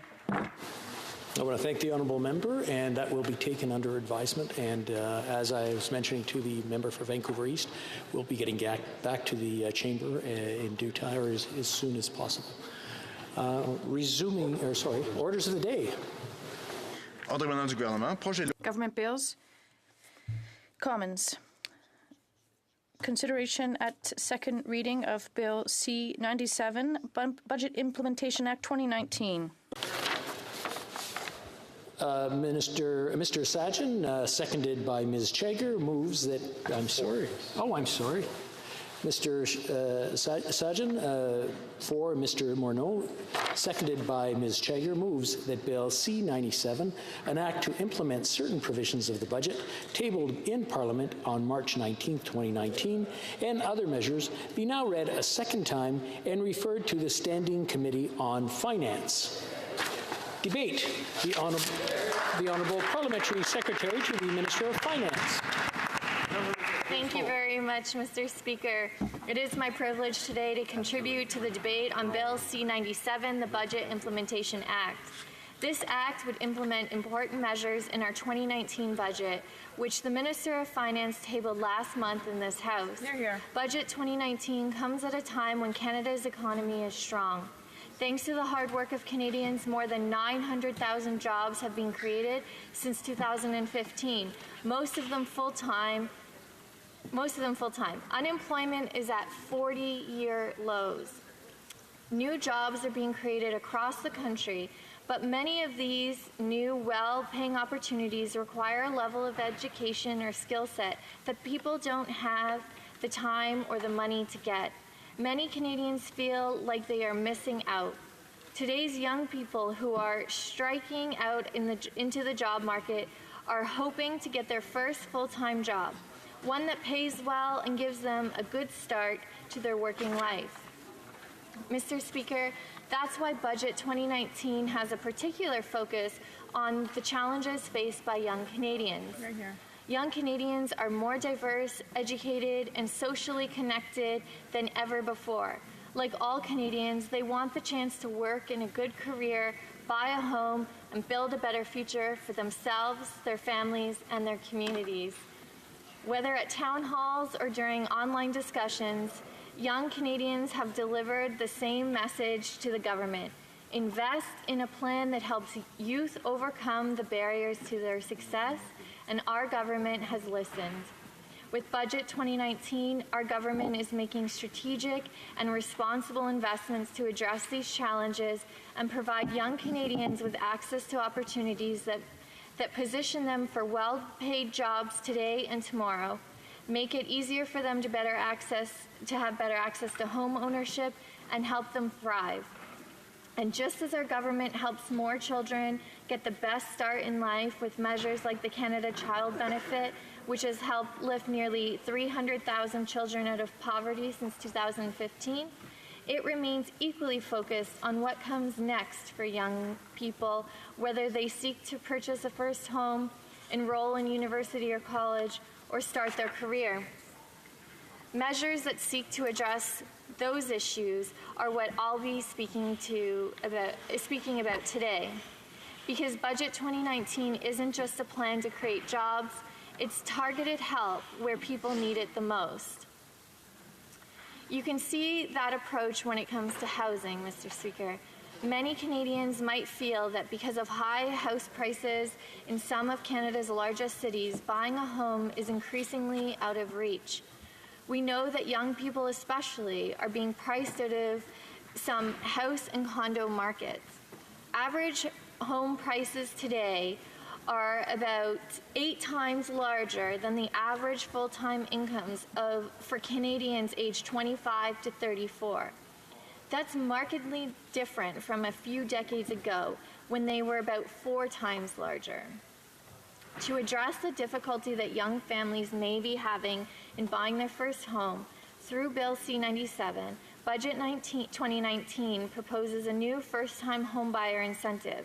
With this extra help, in the shape of a shared equity mortgage through the Canada Mortgage Housing Corporation, Canadians can lower their monthly mortgage payments, making home ownership more affordable.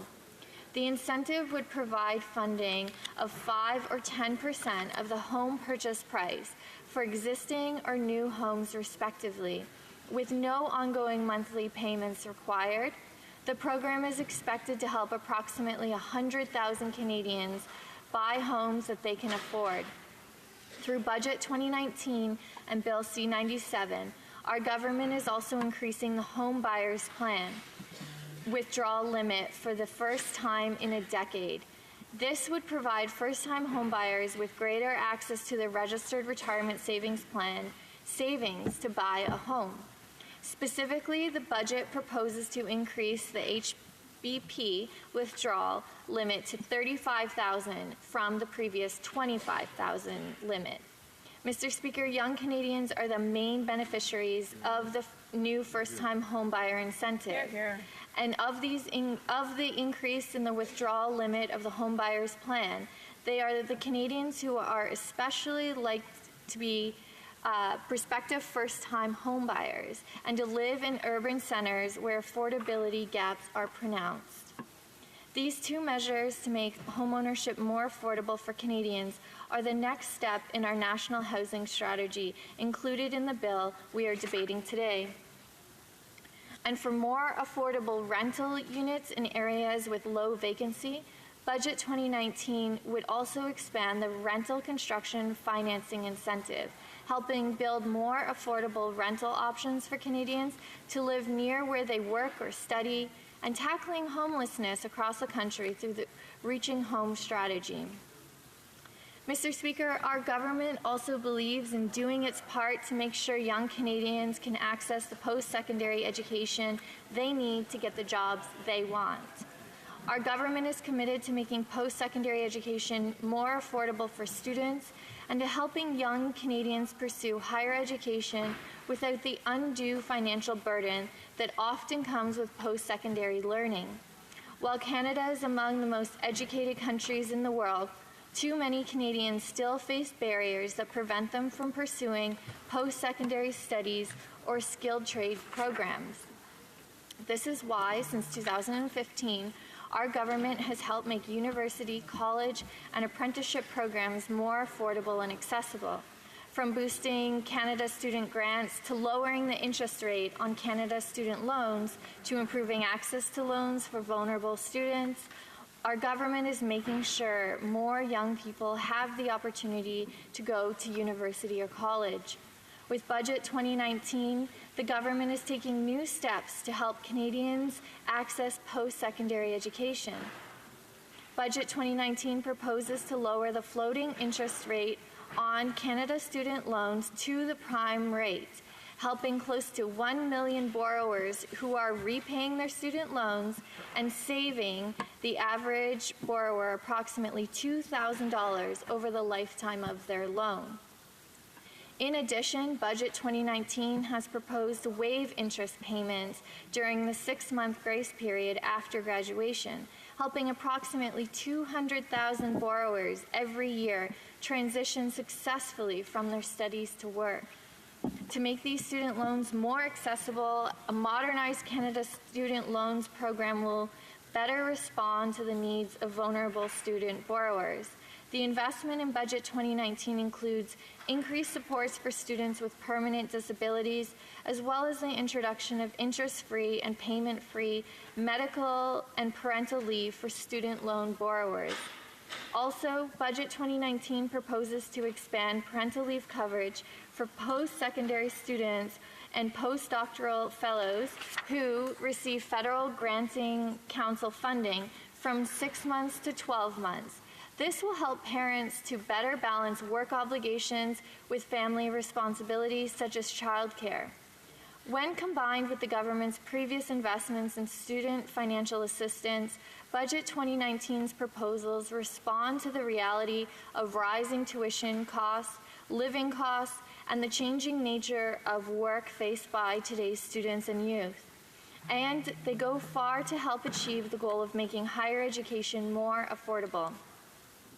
Mr. Speaker, barriers to pursuing post-secondary education and finding good, well-paying work are also certainly a challenge that Canada's Indigenous peoples continue to face.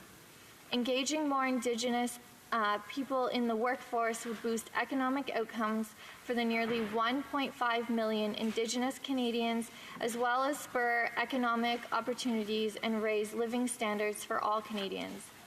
That's why Budget 2019 proposes to provide distinct-based funding for post-secondary education to help First Nations, Inuit, and Métis Nation students better access post-secondary education and obtain the skills and experiences they need to succeed.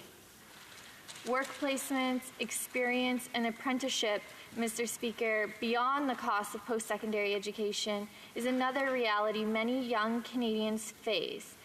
And after graduation, just having a degree or diploma is often not enough to secure a good, well-paying job.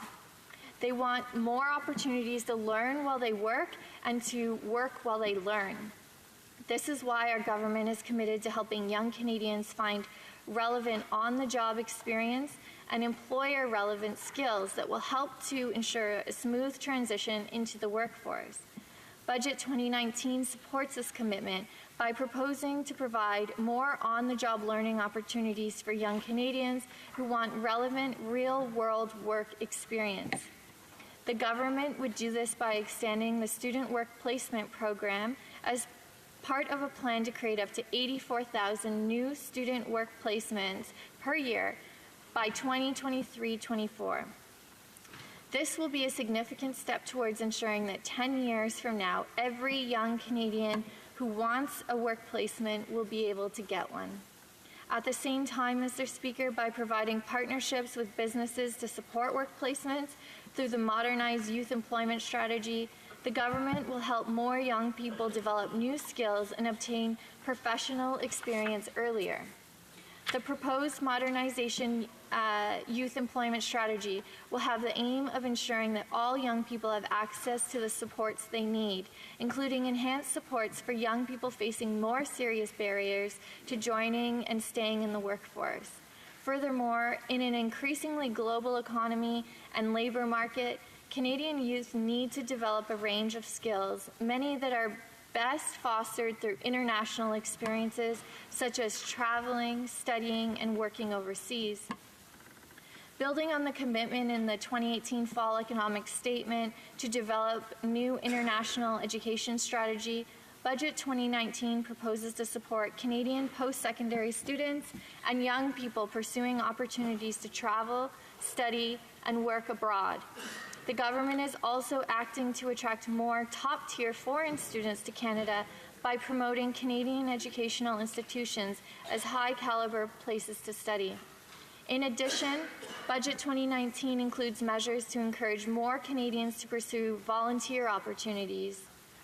Service opportunities give young Canadians the chance to gain valuable work and life experience, build on what they've learned through their formal education, and give back to their community in meaningful ways.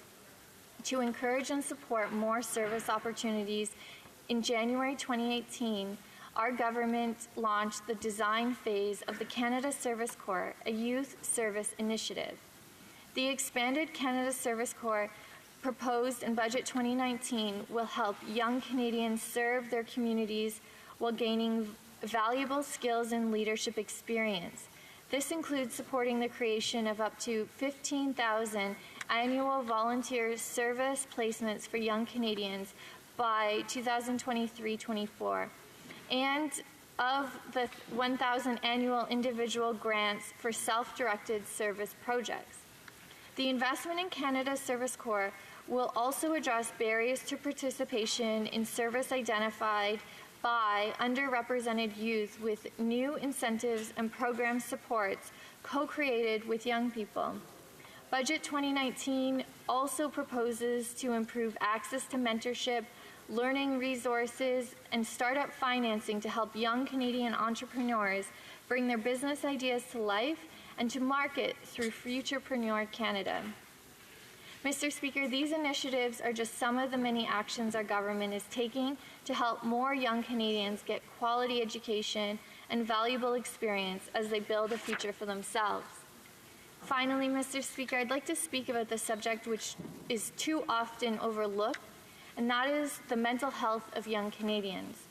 People aged 15 to 24 are more likely than those in other age groups to have a mood or anxiety disorder, and suicide is the second leading cause of death among people aged 15 to 24, compared to the 9th cause among the general population. Less than half of young people with depression or suicidal thoughts have sought professional help. That's why Budget 2019 is proposing to invest in a new pan-Canadian suicide prevention service. This would provide people across Canada with access to bilingual, 24/7 crisis support from trained responders using the technology of their choice. This builds on the government's previous investments in mental health supports, such as the $5 billion over 10 years to provincial and territorial governments to ensure long-term support for mental health in communities around the country. To conclude, Mr. Speaker, young Canadians are the future drivers of Canada's economic growth and are ready to be the champions of a fair, more diverse, and more inclusive nation. They deserve opportunities to succeed in and benefit from Canada's growing economy. Our government's investments to make education more affordable, give young people more opportunities to find and keep good, well-paying jobs, and make homeownership more attainable will help young Canadians today and help keep our economy strong and growing for the long term. With Budget 2019, our government is investing in ways to prepare young Canadians for their future, helping them succeed for many years to come. Thank you, Mr. Speaker. Questions and comments. Questions et commentaires. The Honourable Member for Kamloops, Thompson Caribou. Restate what has been stated so many times, that of course this budget is again not meeting their 2015 campaign commitments to balance, but I'm going to target one area that I think people were interested in but are now a little bit disappointed about. I had someone that reached out to me and they said, listen, I'm in my 30s, I really would like to get into the housing market. I don't have an RRSP that I can take $35,000 out of, so that's number one. Number two, I am in a market where to find something under $500,000 is going to be a very significant challenge. But third, and I thought the most important question he asked, and I couldn't answer, is if I enter this new program, is it an interest-free loan, or is the government going to have equity in my home, and are they going to take the equity out at the end? And I couldn't answer that question, so I'm hoping that my colleague has, because it is one of their important measures that they are heralding in this budget. Good question. Parliamentary Secretary to the Minister of Finance. Thank you, Mr. Speaker, and I thank the honourable colleague for her question and interest in our youth in this country, and in particular in the housing market. This is something that is incredibly important that we've heard from young people across this country. And in relation to her question about the affordability or having the funds in the RRSP, we've heard that. But, Mr. Speaker, what we've also heard is that issues facing young people getting into the housing market is not a one-size-fits-all. The Conservatives did nothing on this file for 10 years and allowed the housing market to explode.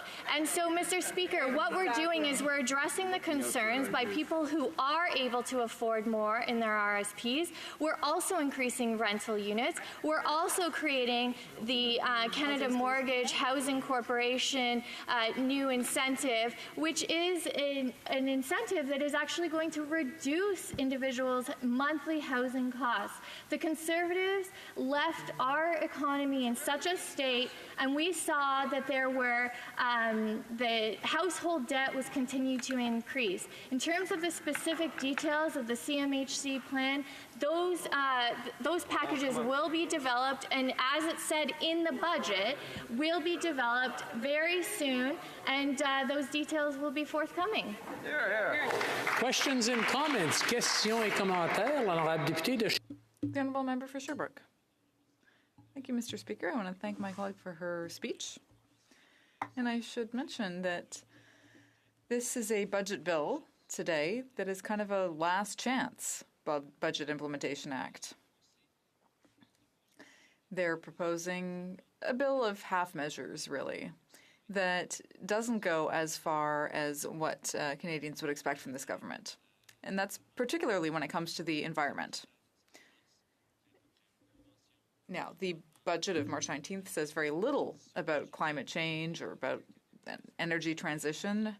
I mean, there are a few half measures that we welcome, but it really doesn't go far enough when you consider the transformation that we need to save our planet. The other thing missing, or the other thing where we see only half measures, is universal Medicare, pharmacare rather. We've seen half measures that give the government time to get to the next election when they actually had a chance here to set up a system, to have a strong bill that would set up universal pharmacare, but they're waiting. So why is the parliamentary secretary still asking Canadians to wait? Why are they just promising things that will come after the next election rather than having the courage to keep their promises during their first term? They've been in power for 4 years and they could have made those changes. The Honourable Parliamentary Secretary. Speaker, and I thank my honourable colleague for his question. In fact, we are not asking Canadians to wait. In fact, we are acting. And it would have been very difficult for the NDP, who promised to balance the budget at all costs and take the same conservative economic plan to do these things. But, Mr. Speaker, what we're doing, in fact, is moving forward. This is transformational investments in establishing a national pharmacare plan. Mr. Speaker, to move forward to a national pharmacare plan, to do so without the best expertise and the recommendations and building the foundation. And that's what this budget does. This budget sets the foundation to establish a national negotiator. It also works to deal with some of the most difficult issues in terms of rare drugs for rare diseases. Exactly. These are things that we have to work in partnership with provinces and territories. We can't ram things through like the Conservatives used to do. And what we have to do is we have to do a smart approach based on facts and evidence, but we're doing it, and we are setting in place the foundation that is going to create national pharmacare plan. Bravo. Questions and comments. Questions et commentaires. The Honourable Member for Saanich Gulf Islands. Ask the honourable member about the Canada Student Loans provisions, Division 22 of Part 4 of this omnibus bill, and why we would be continuing to charge interest on student loans at all, given that when they were brought into this place under the government of Lester B. Pearson, there weren't interest payments on student loans, and we should actually eliminate tuition and eliminate student loans. But now that the question of pharmacare has been raised, I have to say that it's quite galling to hear that we need more evidence. The reports that have been done by experts, not just within this Parliament, but by, for instance, the Canada 2020 Pharmacare Report, which was a report of a collaboration of the leading experts across Canada, pointing out that we would save $7 billion a year by moving to universal pharmacare. And I would suggest to the honourable member that it's not ramming down the throats of anyone for the federal government to suggest to create a bulk buying agency, buying pharmaceutical drugs along a formulary which meets the needs of Canadians and not the needs of big pharma, and which brings down the prices and then allows the provinces to decide if they want to buy drugs more cheaply through a federal government universal plan, or to go it out on their own if they'd like to and pay more, because there's nothing that keeps the price of drugs down when individual provinces go to large pharmaceutical companies and pay far more than any other jurisdiction around the world. So I would caution honourable members on the government side not to oversell the inadequate measures towards pharmacare in this budget. The Honourable Parliamentary Secretary. Thank you, Mr. Speaker. And I actually think the honourable member and I and our government's plan is on that exact same page and that path forward. The evidence I speak about is the fact that we have an advisory council that is advising on the best way for implementation and the areas that we need to act. And so what this budget builds is that foundation, and the foundation in terms of drug purchasing to create one negotiator. This in itself will help deal with multiple provinces and territories and multiple people negotiating with drug companies. And by having one, we set the foundation in place to then move forward in other areas. I also spoke about the drugs for rare diseases, which is incredibly difficult, especially if it was, let's say, a smaller province or provinces with smaller populations. This will allow the federal government to help in that area. And again, this is building on the foundation based on the Advisory Council's advice. The next report will be coming soon, but we weren't going to wait for all of the reports. We wanted to build on their recommendations and their advice as soon as we could, and that's exactly what this budget does. Hear, hear. Questions and comments? Questions et commentaires. We have time for about a 30-second question, a 30-second answer. The Honourable Member for Kingston and the Islands. Thank you very much, Mr. Speaker, and thank the Parliamentary Secretary for her intervention today.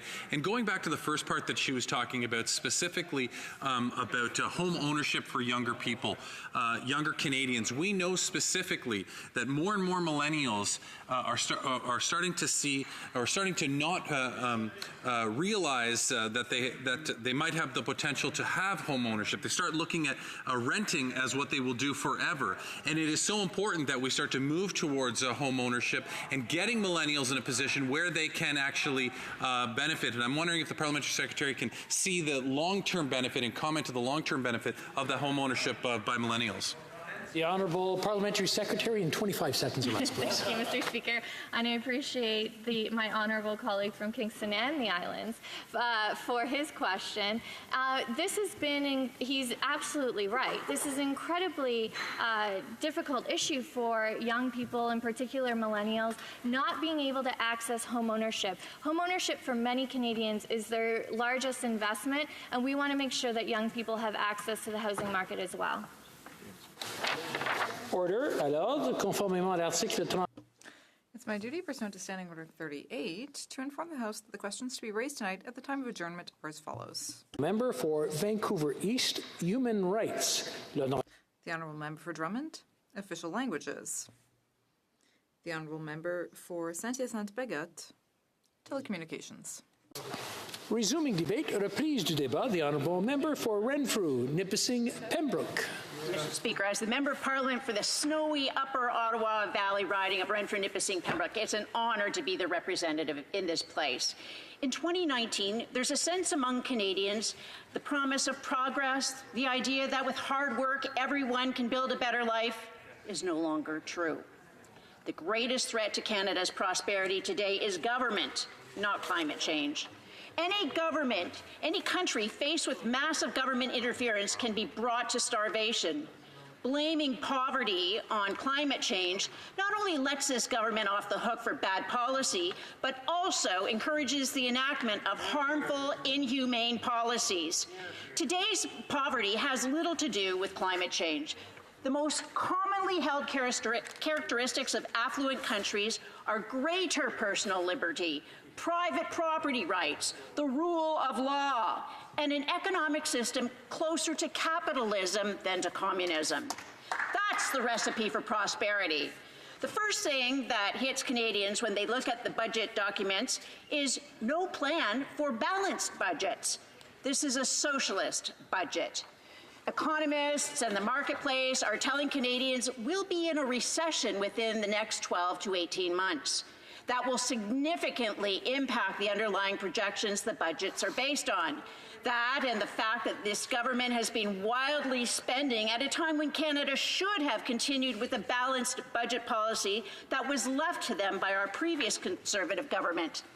Compounding the recession that's coming are the foreign policy failures of this government, particularly the inability of this Prime Minister to manage trade policy. First, with our largest trading partner, America, and the tariffs on lumber and steel, then with Trans-Pacific Partnership that was basically handed to this government by our previous Conservative government, ready to go, and now China and the dispute that's causing our farmers to suffer. The government may be optimistically predicting GDP growth over the next year. However, the external shock of not ratifying the new NAFTA deal, the loss of confidence in the stock market and how Canada is being managed, and the broader fallout of a U.S.-China trade war means all bets are off when it comes to predicting the size and duration of any future recession. Canadians understand that when government runs a deficit, particularly the size and length of time we see today in the 2019 budget document and Bill C-97, means the Liberal Party is basically handing the bill not just to the next generation, but the generations after that. It's recognized there will be a price someone will have to pay, and it will be our children, grandchildren, and their children. This budget is being likened to someone being bought a very expensive gift only to find out it was their own credit card that was being used to pay for it. If the gift was a shirt, it would be made of cheap cloth, 2 sizes too small.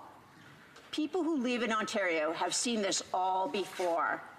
Canadians who follow my speeches in the House of Commons will have been warned about disgraced former Prime Minister top aide Jerry Butts, who was forced to resign over his role in the SNC-Lavalin corruption scandal.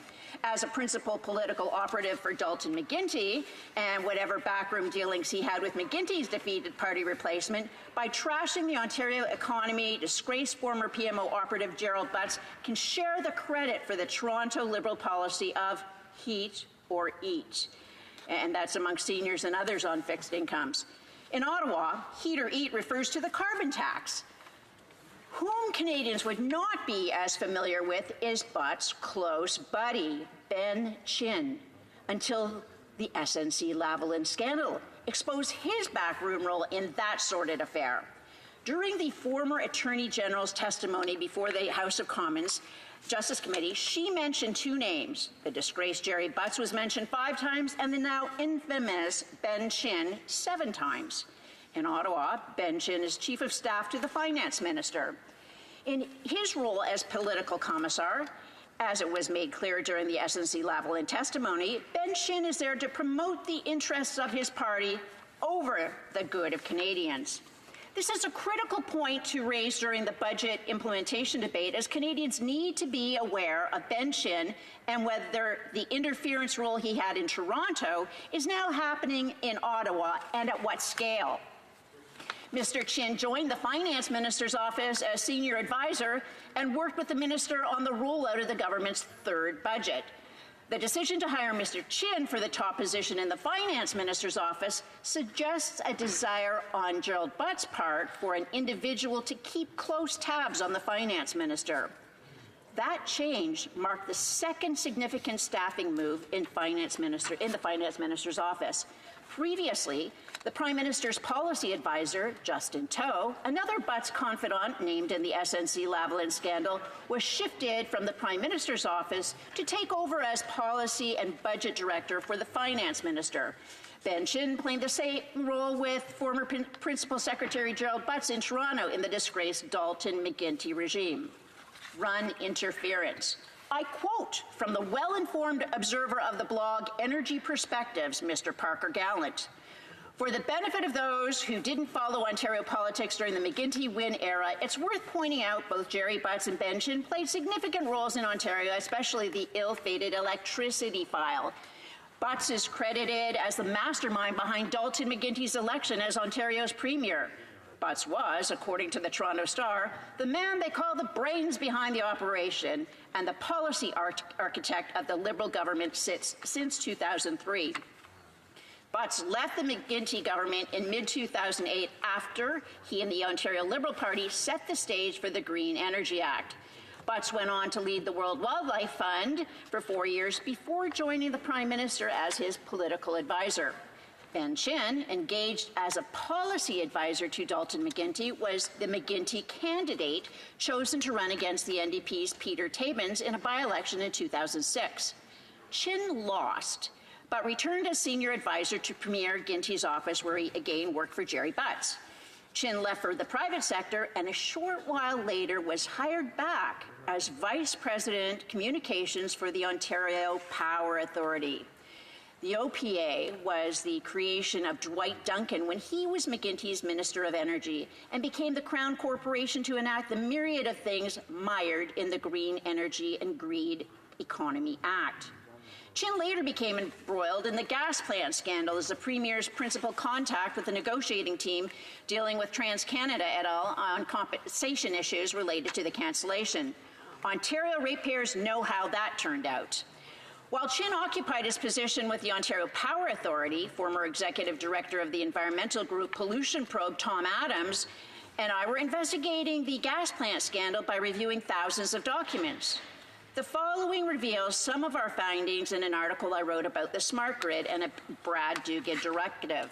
Coincidentally, noted by Tom Adams, the Duguid directive is dated the same day as the email exchange between Alicia Johnson, formerly a senior policy staffer for Energy Minister Brad Duguid, later promoted to the Premier's office, and Ben Chin, a senior Ontario Power Authority executive.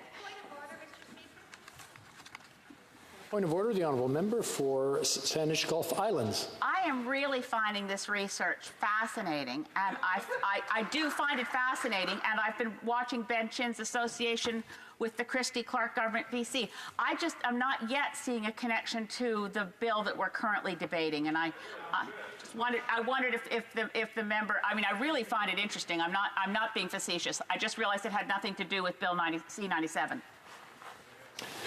That's a good point of order. I want to remind the honourable member for Renfrew, Nipissing, Pembroke that we do have to stay with the topic, and the topic is the budget bill. So I'll leave it to the honourable member. I'm sure she'll bring it back, and I'm sure she'll get there very quickly.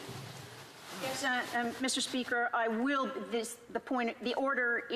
speech is in order because it will be. I'm setting the stage, the background for subdivision B of Division 9 and subdivision G of Division 9. But the background is necessary in order to tie it all together. So that email exchange contained Ms. Johnson's suggestion to engage Tyler Hamilton, a contributor to the Toronto Star, as an expert to counter the Adams and Gallant duo who are killing me, Chin, and Chin agreed. Shortly after, Hamilton received a contract from the Independent Electricity System Operator, IESO, for a report on the smart grid. According to former Pollution Probe Executive Director Tom Adams, in July 2011, Tyler Hamilton, a Toronto Star journalist, then taking government cash under the table to promote its smart grid agenda, published a news report of the Toronto Star extolling the relationship between air miles and the Ontario Power Authority. As usual, Hamilton failed to disclose to his readers his then ongoing financial relation with the Ontario government energy programs. As revealed through the gas scandal disclosures in November 2010, Chin had proposed that Hamilton be engaged for Central to aid with rebutting criticism of the government's Green Energy and Green Economy Act. Chin also described Hamilton's journalism as part of the intellectual foundation for Ontario's Green Energy and Green Economy Act. Ben Chin's electricity career helps to illuminate the real purposes driving those with their hands on the levers of power in Ontario's electricity system. Practical solutions to Ontario's energy problems were never the focus of the team Chin played for. Weaving his way around the in-house and outsourced government sector, Chin was engineering a conservation public relations culture. And I'm almost on the background, Mr. Speaker. And at the same time as the Count Me In program was being formulated, Ontario was establishing itself as a massive electricity exporter, selling enough discounted electricity, often free, to neighboring jurisdictions to power substantial cities. To the extent that the conversation, promotions, and subsidies Chin worked on actually reduced usage in Ontario, the benefits were mostly captured by neighboring utilities. The conservation PR that Chin was engineering was focused on a different kind of power. More from the Energy Perspective blog, and then I'll be back on this one. So the spin emanating from the Prime Minister's office and the Prime Minister himself is not all that different than what we were hearing several years ago during the gas plant scandal days.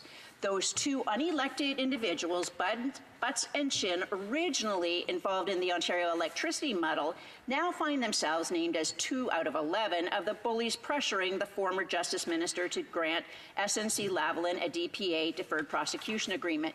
In the case of the Green Energy Act and the gas plant scandal, it took much longer to surface in the public eye than the current SNC-Lavalin scandal. So it would appear the Chin-Butts team has lost some of the spin abilities as they displayed in the past. And from the former Attorney General, I quote, on September 20th, my Chief of Staff had phone calls with Mr. Chin and Justin To, both members of the Minister of Finance's office, about DPAs and SNC. Jerry talked to me about the statute, that the statute was passed by a former Conservative Prime Minister, Harper, and that he does not like the law. I said something like, that's the law we have. And the foregoing led to this. I will now read you a transcript of the most relevant sections of a text conversation between my Chief of Staff and I almost immediately after that meeting. Jessica, basically they want a solution, nothing new. They want external counsel retained to give you an opinion on whether you can review the DPP's decision here and whether you should in this case. I told them that would be interference. Jerry said, Jess, there is no solution here that does not involve some interference. At least they're finally being honest about what they're asking you to do. Don't care about the PPSC's independence? Katie was like, we don't want it to be legalities anymore. They keep being like, we aren't lawyers, but there has to be some solution here. Mojag, I text, so where are things left, Jessica? Jessica, so unclear. I said, what? Of course, let you know about the conversation, and they said they were going to kick the tires with a few people on this tonight. The clerk was waiting outside when I left, but they said they want to set up a call between you and the Prime Minister and the clerk tomorrow. I said, of course, but you'd be happy to speak to your boss. They seem quite keen on the idea of you retaining an ex-Supreme Court of Canada judge to get advice on this. Katie Telford thinks this gives us cover in the business community and the legal community, and that it would allow the Prime Minister to say we're doing something. She was like, if Jody was nervous, we would, of course, line up all kinds of people to write op-eds saying what she is doing is proper.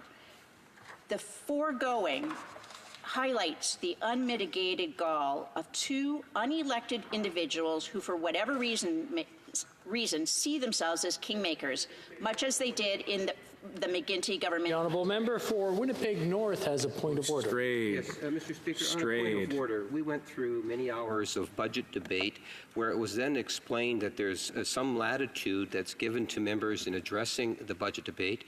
We now have an implementation piece of legislation in which the member, even though she might suggest that she's going to be getting into that debate, has really not done so. She has really emphasized the issue of personal assassination of individuals that perhaps cannot defend themselves inside this chamber. All we would ask, Mr. Speaker, is that the member be relevant to the debate that we're supposed to be having today. The budget implementation bill, if she doesn't have a copy of the bill, we'll be more than happy to provide her more information about the bill itself. What a novel idea. Remind the honourable member for Renfrew, Nipissing, Pembroke that it is about C97, and I understand she's laying down the story, but it's a 20-minute session or a period, and 15 minutes have already been taken up. So in the next 5 minutes, I'm sure that she'll talk about C97 and what the budget bill has to offer or not offer. Okay. So I paused for a moment to focus on the Prime Minister Chief of Staff reference to lining up some amateur journalists to write up some fake news, such as the Ben Chin Gerald Butts duo had lined up Tyler Hamilton during the Green Energy Act. So I'm saying that what happened then is now happening now. And the point is important, as a prominent CBC reporter not only recently confirmed being used to distribute the fake news stories, he followed up with a story about another global warming report that's being used by the Liberal Party to justify its new carbon tax while it desperately gropes to change the political channel to the weather channel. The purpose of putting on the record the inner workings of the Prime Minister's office as it cynically manipulates some hidden agenda that has nothing to do with climate change and everything to do with another Liberal insider rich at the expense of ordinary, hardworking Canadians. When it comes to this government's budget implementation bill or the budget itself, nothing is to be believed. In 2019, there's a sense among Canadians that the promise of progress, the idea with the hard work, that everyone can build a better life, is no longer true. And when we look through the budget implementation bill, we see something very peculiar. We see that we have the subdivision B of Division 9 of Part 4 amending the Electricity and Gas Inspection Act to allow for the addition by regulation nothing to do with MPs representing their people, of units of measurement for electricity and gas sales and distribution. And they're also amending the Weights and Measures Act to authorize by regulation the use of new units of... Honourable, we have a point of order. The honourable member for Haldeman Norfolk. Mr. Speaker, this is Bill C-97. It's the government's much vaunted budget implementation bill. They've been wondering about when we're going to get around to addressing it. Well, Mr. Speaker, they're not addressing it. If you take a look around, you'll see how many people are in this House, how few are on that side. Into the point of argument rather than a point of order. If the honourable member wants to refer to a point of order in the rules. Point of order, Mr. Speaker, you call a quorum. Okay. Oh, that would have been the way to do it. We'll call quorum. We'll check it out. 1, 2, 3, 4, 5, 6, 7, 8, 9, 10, 11, 12, 13. I'm afraid we're short. Ring the bells. Call in the members.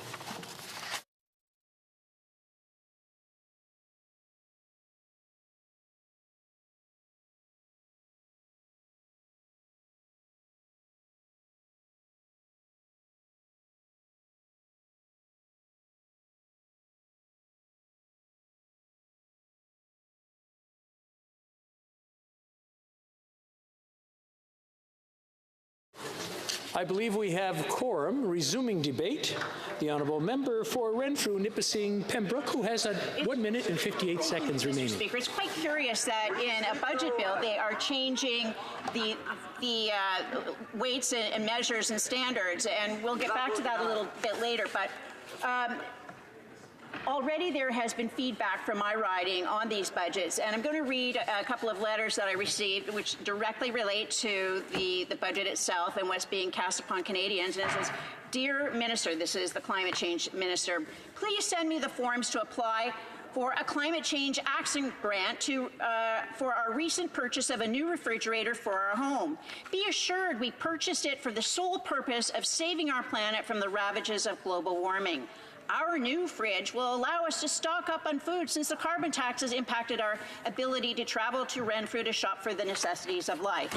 I'd like to apply for the same grant as Galen Weston of Loblaws, so please send me those forms. We're tired of rural Canadian seniors who, although we worked hard, raised a family, and paid taxes all our lives, we're not able to amass the billions that Galen Weston has. I hope this does not disqualify us from the government corporate welfare handout. If our application is successful, you can tell your corporate friend, Mr. Weston." You have another point of order. The honourable member for Alderman Holcomb. Despite my last intervention, I call a quorum again because I still don't see it.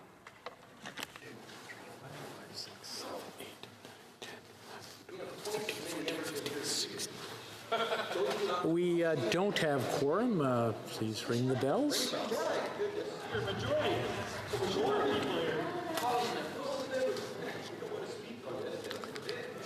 I believe we have quorum now.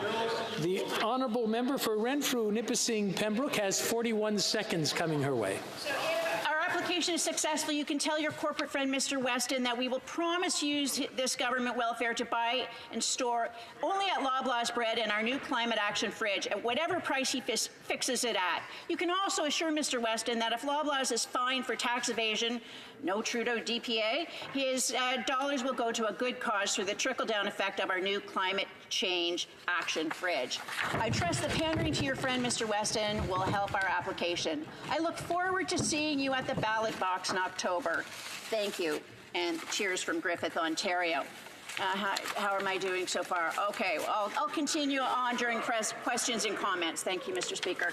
Well, I just want to remind the honourable members that referring to an individual, you have to want to refer to them by their position or the riding that they represent in the House and not actually mention their names.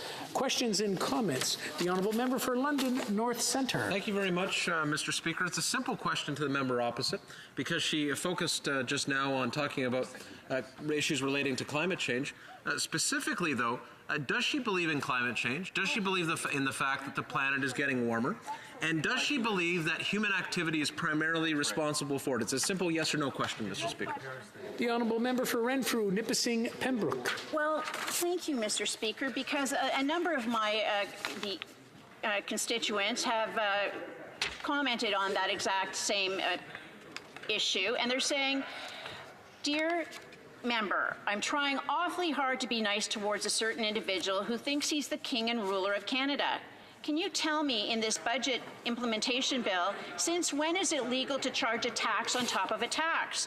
The carbon tax is a tax, and if not, why do we have to pay the HST on a new tax? Thanks in advance for your reply." Mr. Speaker, throughout the budget and throughout the budget implementation, I have not found the page yet that explains why they can charge the HST on top of a carbon tax. My constituents want to know. Questions and comments. Questions et commentaires, l'honorable. The honourable member for Sherbrooke. Thank you very much, Mr. Speaker. I'm happy to ask my colleague a question who made a speech. It is a speech. I won't qualify it.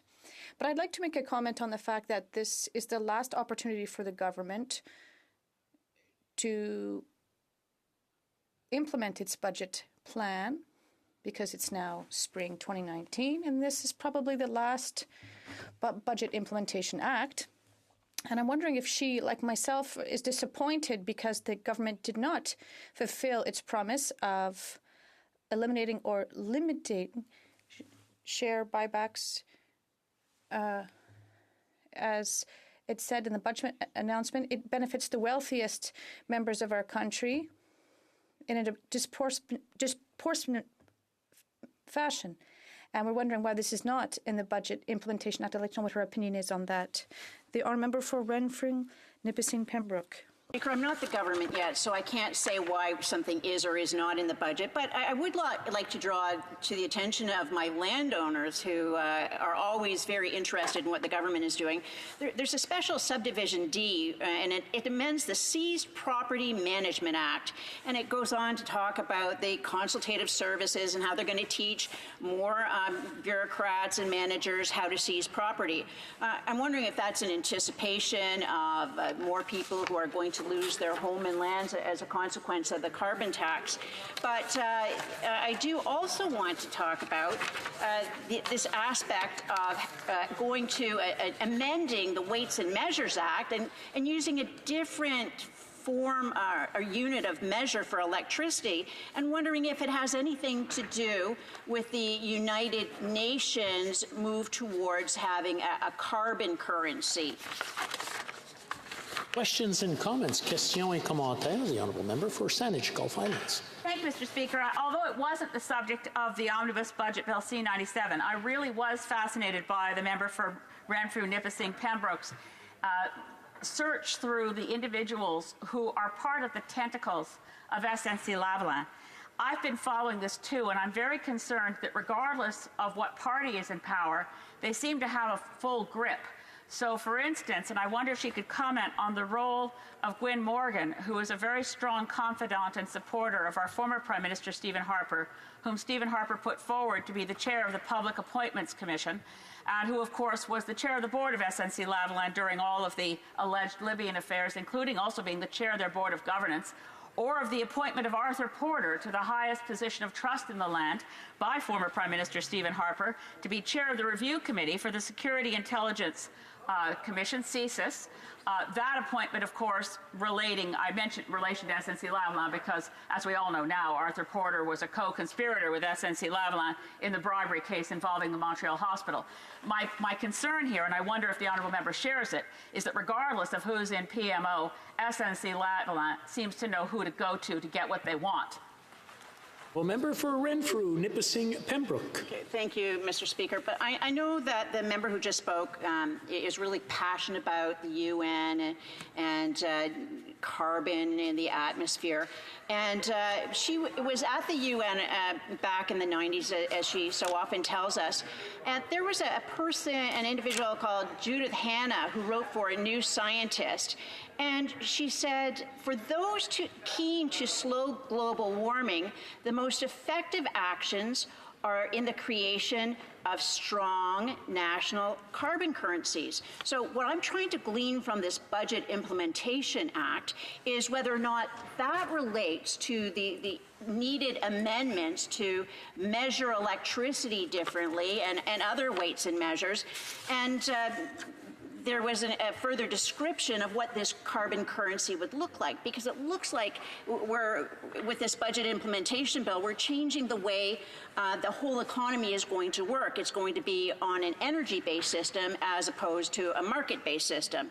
And we have the another one that says from the UK, further to the issue of creating a strategy for carbon currencies, the UK Environment Secretary David Miliband said, imagine a country where carbon becomes the new currency. We carry bank cards that store both pounds, he was from the UK, and carbon points. When we buy electricity, gas, and fuel, we use our carbon points as well as pounds.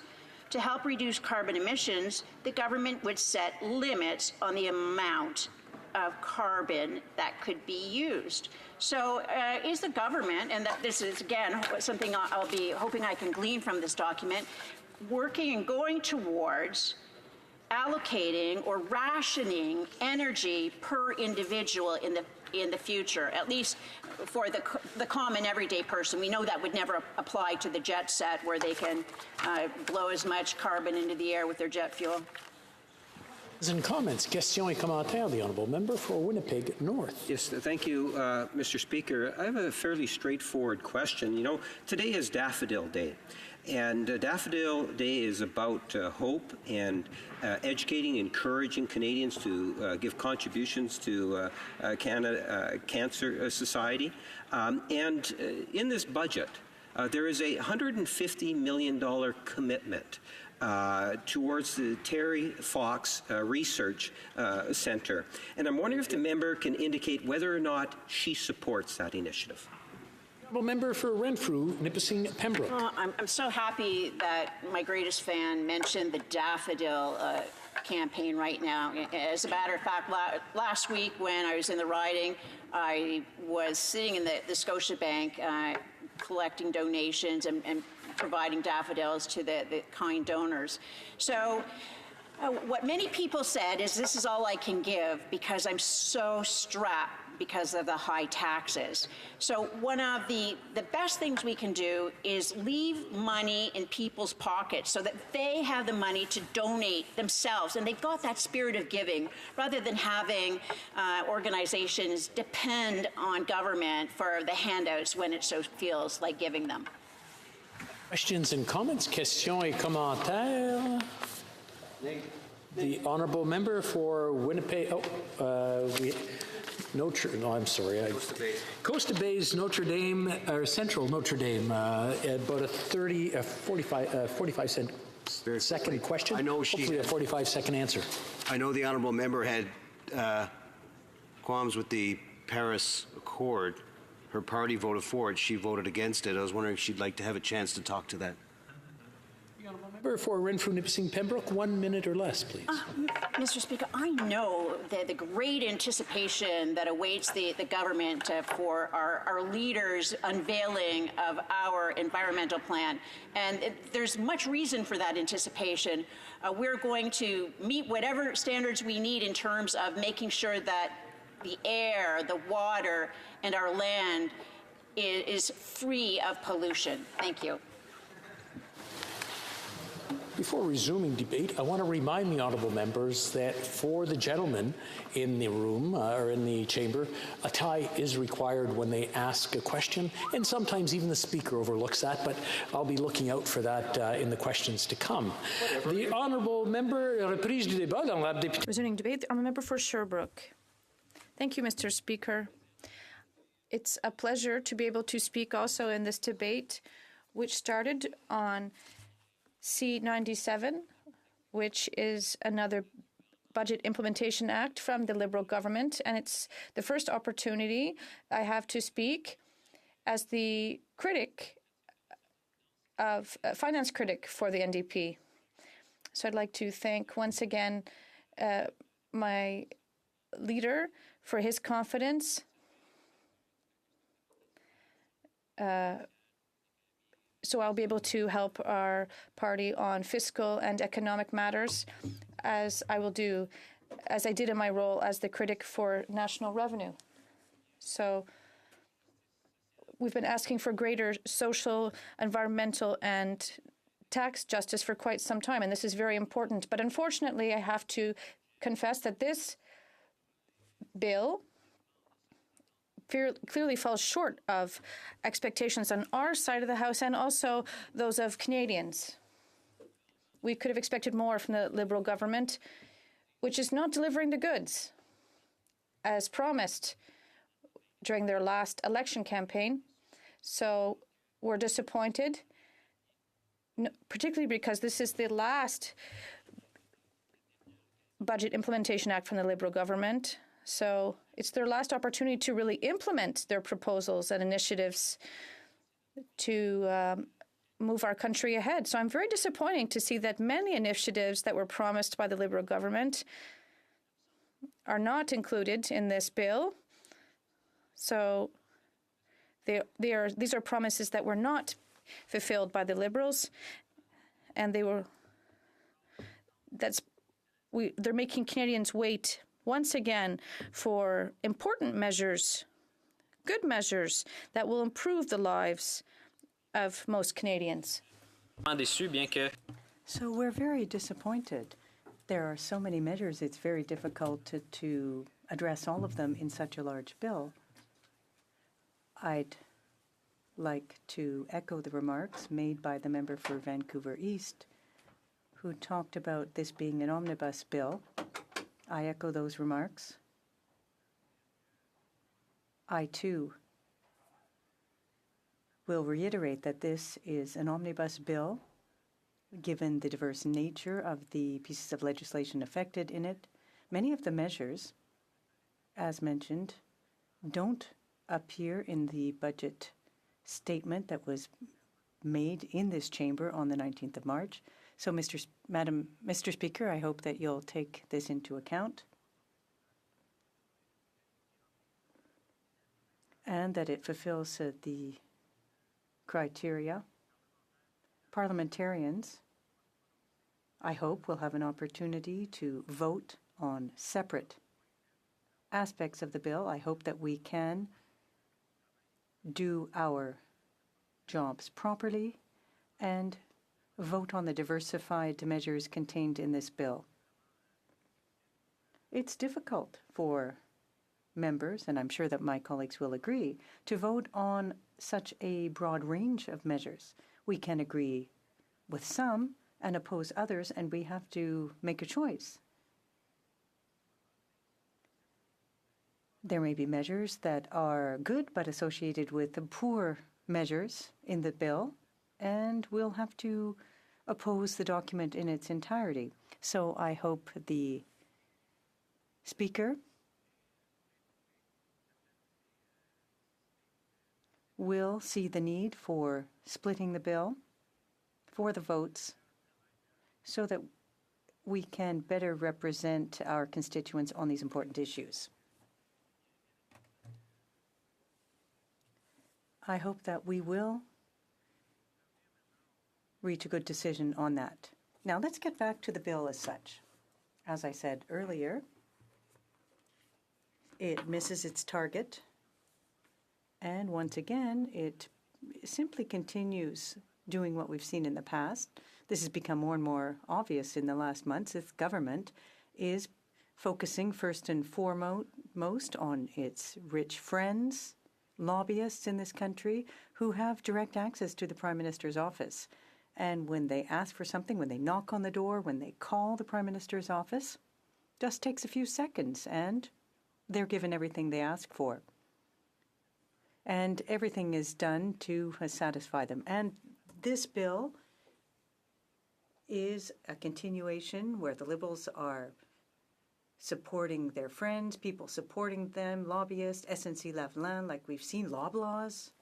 That's just another company on the list that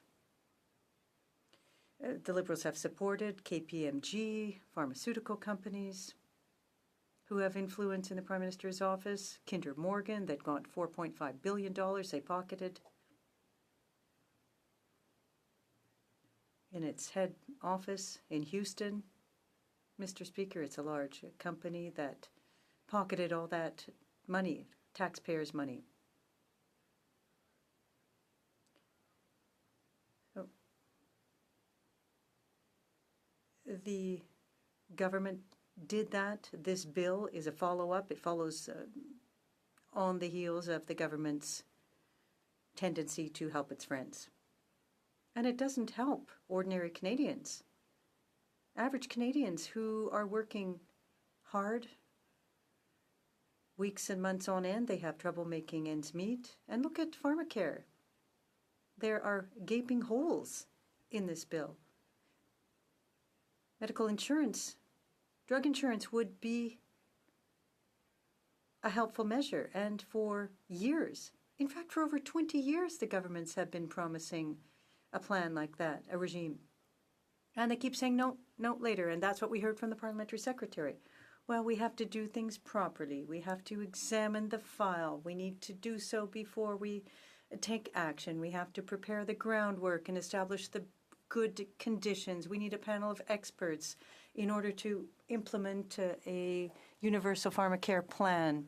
Yet, they've been talking about it for 20 years. They promised it 20 years ago.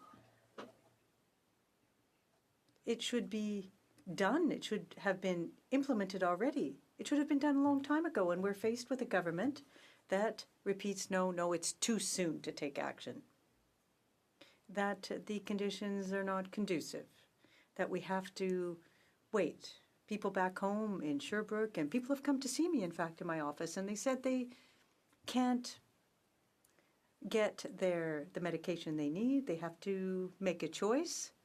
One of my constituents had 3 prescriptions, needed the 3 medications, and had to ask the pharmacist which one was most important because he couldn't afford to pay for all 3 of them. That is the daily reality for many Canadians, for people back home in Sherbrooke. And what are they hearing from the government? Here again with this budget bill, that they have to wait. That the solution, although everyone knows what it is, the experts agree who've looked into the issue, well, Canadians are still being told they have to wait, that they have to make a choice, choose which medication is more important than the other, whether they eat or take their medication. This is the reality that people are facing on a daily basis in Sherbrooke and across the country. Unfortunately, the government doesn't have the courage of its convictions to stand up to large pharmaceutical companies that simply want to push off the idea, the large insurance companies that want to push off the idea, push it back. And this is when we see just what side the Liberal government is on. It's standing alongside the large pharmaceutical companies, the large insurance companies that are shutting down the possibility of a pharmacare plan because they see it as something that would jeopardize their profits. These are companies that are making billions. They're very profitable. And they're seeing perhaps losing part of their market. At the end of the day, may well lose some of their profits. That's what they think. And the Liberals are positioning themselves, standing behind these large corporations at the expense of Canadians who simply want access to good quality medication in order to heal and to then fully participate in the economy, to help the economy by being actively involved, being healthy. And that too will cut the cost for the provincial healthcare programs, which are also facing difficulties these days, Mr. Speaker. So that's another example of this wait-and-see policy the government keeps putting forward. They always push off the major decisions. They listen to the strong lobby groups, the ones that have access to the Prime Minister's office, and that are stifling good ideas because it might affect their bottom line. Another thing that the government neglected to put in this bill is action on the environment, and I mentioned that earlier. This is the issue of a generation. In our society today, it's 2019, and the situation existed prior to that, but the environment is almost non-existent in this bill. This was a final opportunity for the government to position itself, to put forth some concrete, tangible measures for the environment. But no, when it comes to the environment, they've got some little measures here and there sprinkled through the bill, but something for renovations. They're insufficient given the scope of the problem. And this is evidence, once again, on the file, that the Liberals are placing themselves in the large corporations' courts, standing alongside big oil. They're still receiving subsidies. They got a $4.5 billion check. One company, in fact. Canadian taxpayers' money was spent by the Liberal government. And the government saying, oh, well, we have to wait and put off changes to subsidies for the oil and gas industry. It might happen after the next election, whether they're lucky enough to be elected again, Mr. Speaker, but that's the reality that this government is projecting, this wait-and-see policy. They're being pressured by lobbyists, billionaire companies that are getting checks. They've kept these checks, subsidies. This would have been a good opportunity, Bill C-97, a good opportunity to put an end to those subsidies. Other countries have taken steps to put an end to subsidies for the oil and gas sectors, but not Canada. So it's just another example of the government defending the interests of large corporations instead of people, everyday Canadians.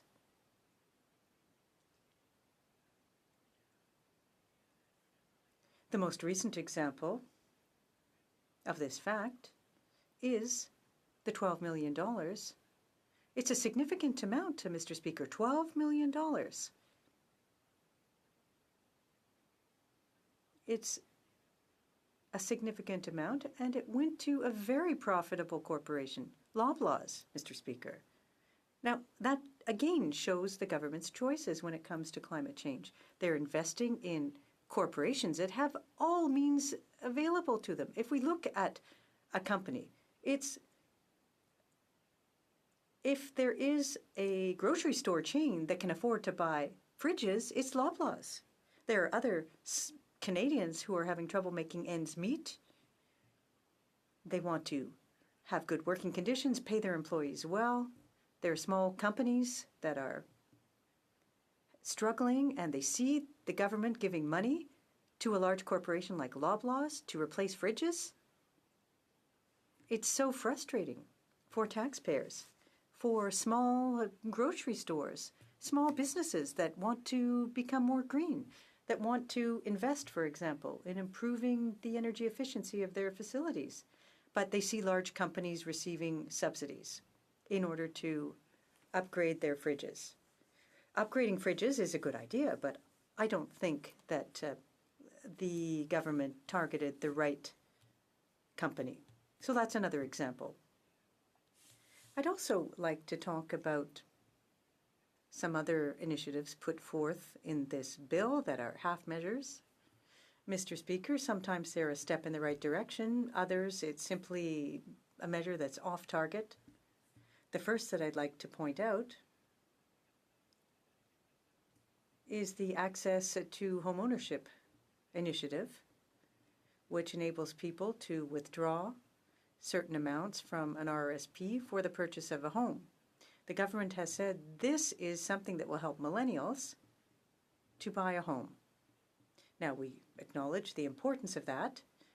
Being a home owner and encouraging people to purchase homes, that's something that's been discussed even recently. It's important to deal with the national housing crisis.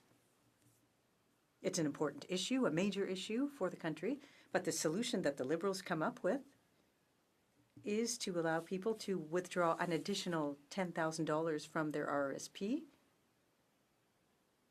to buy a home as part of the down payment. So it's been being increased from $25,000 to $35,000. Now, I'm not sure how many people, how many colleagues have young people in their ridings who've knocked on the door to say that the $25,000 in their RSP wasn't enough and that they needed access to $35,000 in their RSP to buy a house. It makes no sense. I hope some of my colleagues will be able to say that maybe there were some young people who had that much funding available. But most people don't have money in their RSPs. They don't have the means to put together a down payment, not in their RSPs either. So I'm not sure where they came up with this solution, but they're associating it with millennials. Maybe it might be helpful for some people who want to buy a home, their first home, but not millennials, when we know that the statistics show that only 35% of millennials even have RRSPs, Mr. Speaker. So it makes no sense to tie that measure to millennials. Now, with respect to changes to the Bankruptcy and Insolvency Act, I know that one of my colleagues undoubtedly looked at the measure in the bill, and it's insufficient. It's hardly adequate when we look at what many experts in the area and unions have asked for in order to protect pensions from unscrupulous executives who wanted to take out all profits available before going bankruptcy.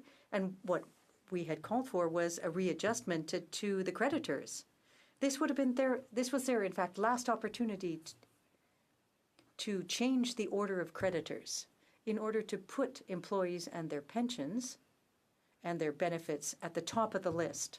But no, the government again decided to side with lobbyists, large corporations. They said, don't do that. It won't be good for the economy.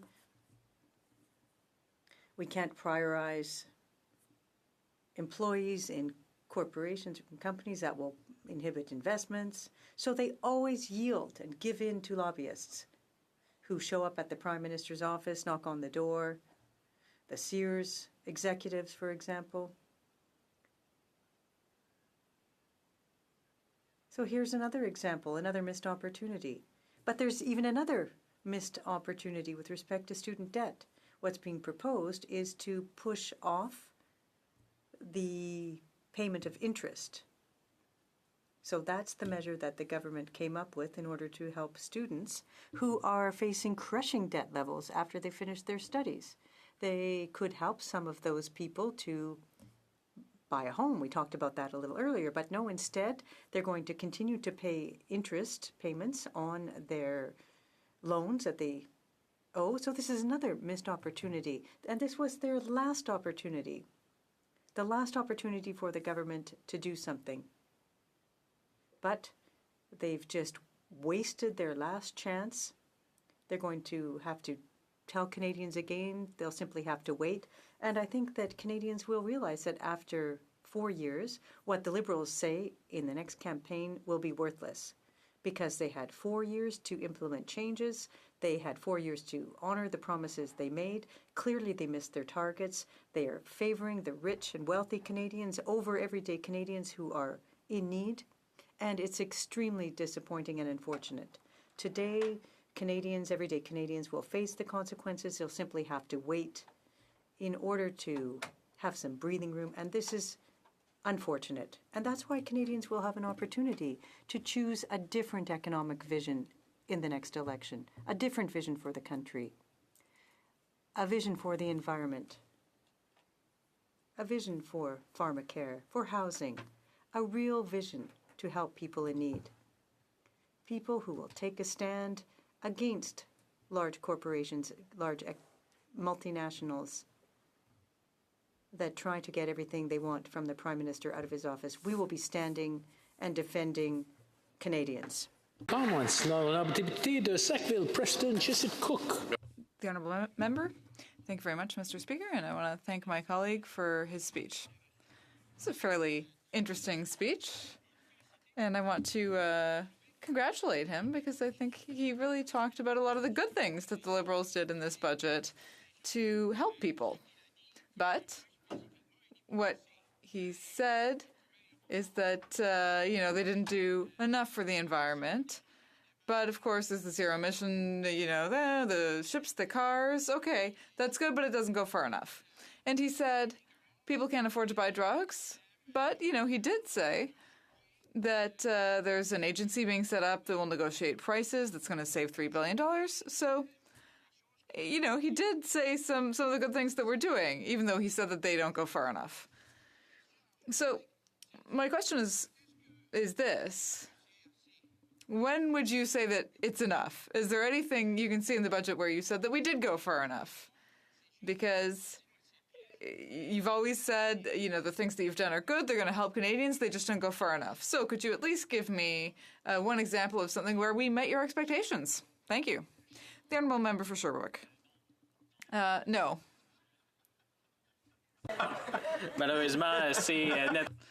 Unfortunately, it's really not enough. As he said, he admitted that they're doing things by half measures, that we can do better, that there are solutions that are available and that are realistic, that have been documented.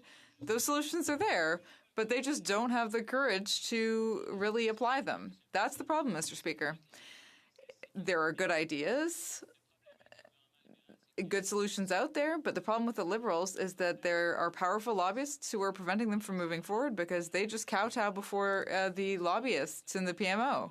We saw that with SNC-Lavalin, but that's just one example among many others where you can see that the government has, the lobbyists have the ear of the government. So when it comes time to make decisions, they use half measures to make people believe that they did something, but really they never do enough. Questions and comments? The Honourable Member for Bhopal-Limoilou. Thank you, Mr. Speaker. Well, in this case, I also appreciated my colleague's speech. I have to say that I agree with him. As my colleague said, this is a budget that goes back on broken promises, including the broken promise of balancing the budget. They don't even have a date now for when they will balance the budget. That's just unprecedented in the history of this country. We've seen that $30 billion have been spent to distract from this government's mistakes, whether we're talking about foreign or domestic policy.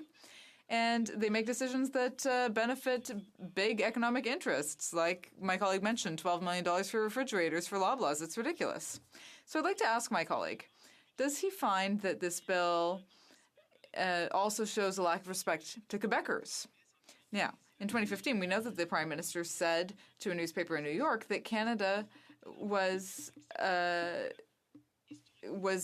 uniform, which is an affront to Quebecers who consider themselves a distinct society. So you can see that in this budget, there's nothing that really meets the requests of the Quebec Premier. He asked for compensation for the wave of refugees entering Quebec. There's nothing concerning a single tax form. There's nothing for the Quebec Bridge. And there's nothing to deal with the infrastructure deficit and the fact that there's an imbalance between infrastructure spending in big cities and small towns. So would he agree with me that this Budget Implementation Act shows a lack of respect, again, for our fellow citizens from Quebec? The Honourable Member for Sherbrooke. Well, the short answer, Mr. Speaker, is yes. Indeed, the Quebec government has some very specific requests that were simply ignored by this federal government. He mentioned a number of issues there, and I think they do demonstrate that the Prime Minister himself doesn't care about what Quebec wants, even though he met with the new Quebec Premier.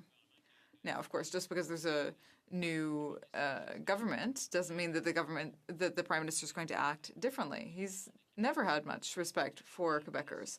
Unlike the NDP, where we recognize the autonomy of the Quebec nation and their ability to make their own decisions when those decisions fall under their jurisdiction.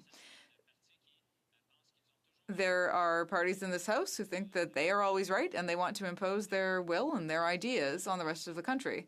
And then there are other parties, like the NDP, where we recognize the specificity of Quebec, the distinctiveness of Quebec, and we recognize that that has consequences, not only in terms of our words, but also in terms of our actions. And I think that we do need to listen to Quebec's needs, and we need to ensure that they have our ear. What we've seen now is that there are 40 Liberal members from Quebec who are sort of ghost members. We don't know where they are, what they're doing, and when Quebec says something, they seem to disappear. You don't hear from them, you don't see them anymore, they just aren't there. So that's sort of the Liberal Quebec member syndrome. Questions and comments? The honourable member for Hamilton Mountain. Thank you, Mr. Speaker, and I want to thank my honourable friend there for his speech. And I have to agree with him when he made the comment there's many shortfalls, and one of them that was very interesting that I was looking at, and he had mentioned in his speech, is about the BIA and the CCAA under bankruptcy protection. The Liberals had promised they were going to fix this, and they looked at consultations, and the experts had given them that consultation, and they wanted, they give them some ideas of making sure that the workplace health benefits were not going to be taken away anymore during bankruptcy protection. They also recommended that they could have a pension guarantee fund, and they also wanted the pensions to be as a secured creditor and not a non-secured creditor. So I was very, very interested when I was reading on page 67 that what they come up with, all those beautiful experts that give them the great recommendations, that they come out and they said this is the best way to do it, is require everyone involved to act in good faith. That's on page 67. That's how we're going to fix the act. That's how we're going to fix pensioners not being ripped off anymore. So I want to ask my friend, does he agree with this is the great way to fix the act, have amendments of making sure that pensioners across Canada will no longer be ripped off by just saying have a handshake and act in good faith? Ask for his comments, please. The Honourable Member for Sherbrooke. Thank you, Mr. Speaker, and I want to thank my colleague for his work on this file and for his expertise on this issue of bankruptcy. Now, in fact, that very important act is sometimes changed, the Bankruptcy Act. And I think there was an opportunity here to make a real difference, to make significant changes, much more significant than what was proposed here in C-97. In other words, we could have made the creditors, in other words, employees and pensioners, a priority to avoid catastrophes like Nortel or Sears or the companies in my colleague's riding. So this is another missed opportunity. The government is full of beautiful promises, but when it comes time to take action, they fall well below expectations and fall well below the recommendations of experts who have studied this issue and who understand the reality on the ground, including my colleague. So this is yet another missed opportunity. I'm sure the government will just trust that the administrators of these companies will act in good faith. They trust that, and they trust them to distribute the remaining money to the creditors. But that's clearly not sufficient. So it's well below the expectations. Questions et commentaires. Questions and comments. The honourable member for Winnipeg North.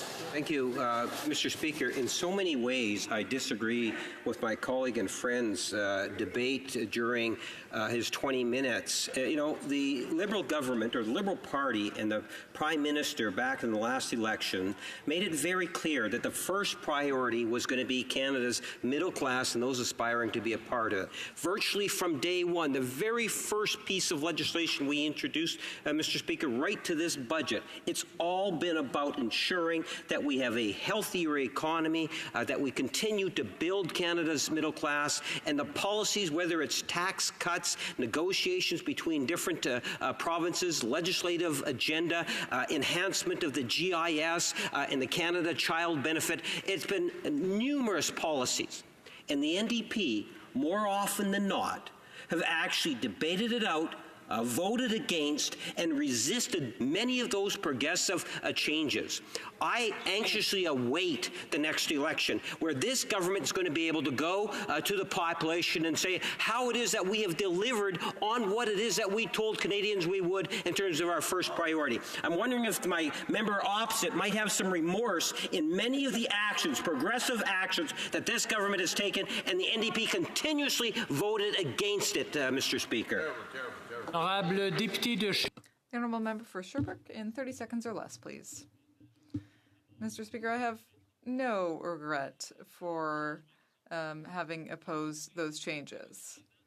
Because, you know, Mr. Speaker, the definition of the middle class for Liberals are those earning $180,000 a year, because they are the ones who benefit the most from their middle class tax cuts.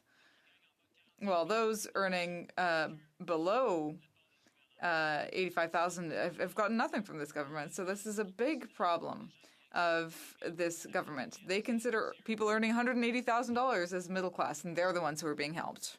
It being 5:30, the House will now proceed to the taking of the deferred recorded division on the amendment of the report of the 14th Committee of the Standing Committee on Justice and Human Rights in the name of Mr. Cooper. Call in the members.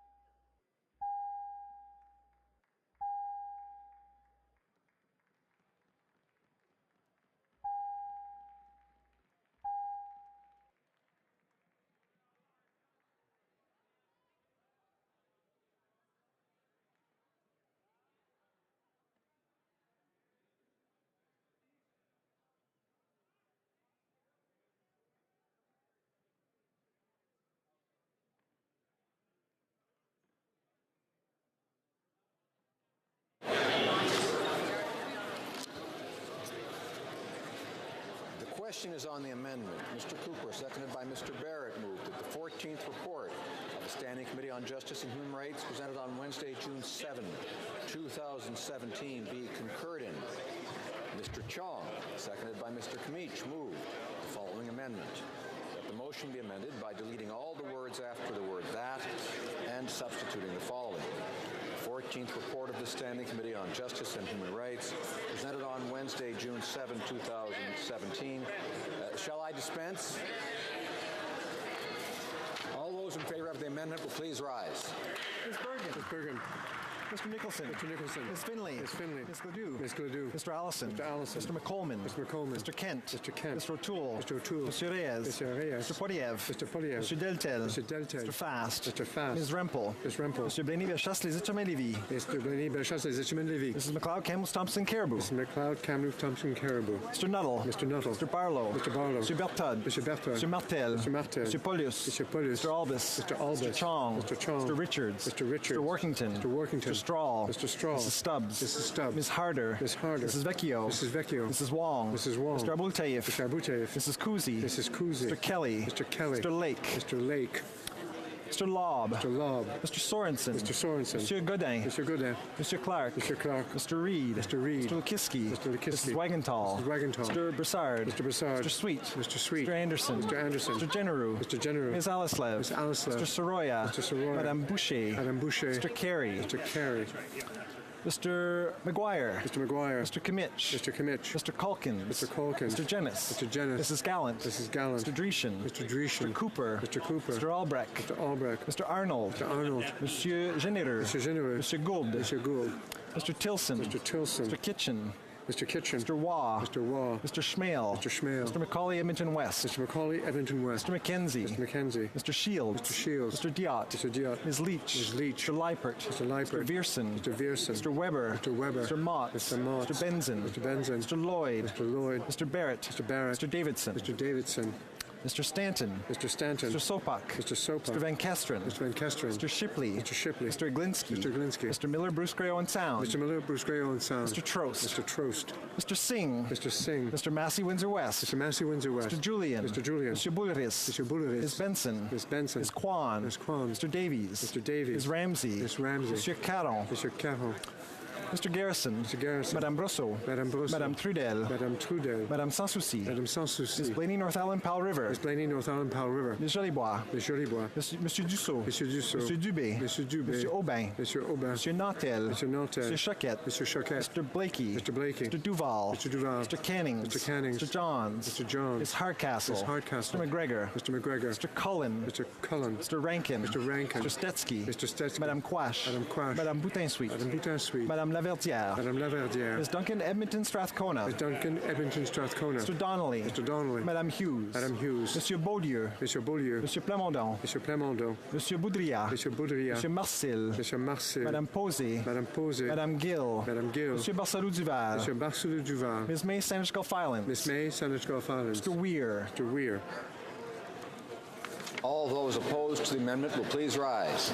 Ms. Chager. Ms. Chager. Mr. Hare. Mr. Hare. Mr. Sajan. Mr. Sajan. Mr. Goodale. Mr. Goodale. Mr. Rodriguez. Mr. Rodriguez. Ms. Petitpot Taylor. Ms. Petitpot Taylor. Ms. Murray. Ms. Murray. Ms. Qualtrough. Ms. Qualtrough. Ms. Freeland. Ms. Freeland. Ms. Haidu. Ms. Haidu. Mr. Hussein. Mr. Hussein. Mr. O'Regan. Mr. O'Regan. Mr. Blair. Mr. Blair. Ms. Tassie. Ms. Tassie. Mrs. Jordan. Mrs. Jordan. Ms. Mahichuk. Ms. Mahichuk. Mr. Casey Cumberland Colchester. Mr. Casey Cumberland Colchester. Mr. Easter. Mr. Easter. Mr. McKay. Mr. McKay. Mr. Nault. Mr. Nault. Ms. Scrow. Ms. Scrow. Mr. Eiking. Mr. Eiking. Mrs. Lockhart. Mrs. Lockhart. Mr. Lausanne Chantal de Petite Nation. Mr. Lausanne, Argentin de la Petite Nation. Mr. Cormier. Mr. Cormier. Mrs. McCrimmon. Mr. McCrimmon. Ms. Jones. Ms. Jones. Mr. Algabra. Mr. Algabra. Mr. Leslie. Mr. Leslie. Ms. Gould. Ms. Gould. Mr. Sohi. Mr. Sohi. Mr. Holland. Mr. Holland. Mr. Champagne. Mr. Champagne. Ms. Monsef. Ms. Monsef. Monsieur Garneau. Monsieur Garneau. Monsieur Duclos. Monsieur Duclos. Madame Leboutillier. Madame Leboutillier. Madame Bibot. Madame Bibot. Mr. Cusner. Mr. Cusner. Mr. Casey Charlottetown. Mr. Casey Charlottetown. Mr. Vaughan. Mr. Vaughan. Monsieur Serré. Monsieur Serré. Mr. Miller Ville-Marie, du Sud-Ouest Île des Sœurs. Mr. Miller Ville-Marie, du Sud-Est Île des Sœurs. Mr. Bagnall. Mr. Bagnall. Mr. McGinty. Mr. McGinty. Mr. Scarpalegia. Mr. Scarpalegia. Mr. Sims. Mr. Sims. Mr. Tansey. Mr. Tansey. Mr. Jesnevsky. Mr. Jesnevsky. Mr. Ananda Sangri. Mr. Ananda Sangri. Mr. Fillmore. Mr. Fillmore. Mr. Moff. Mr. Moff. Mr. Lefebvre. Mr. Lefebvre. Mr. Mendocino. Mr. Mendocino. Mr. Duguid.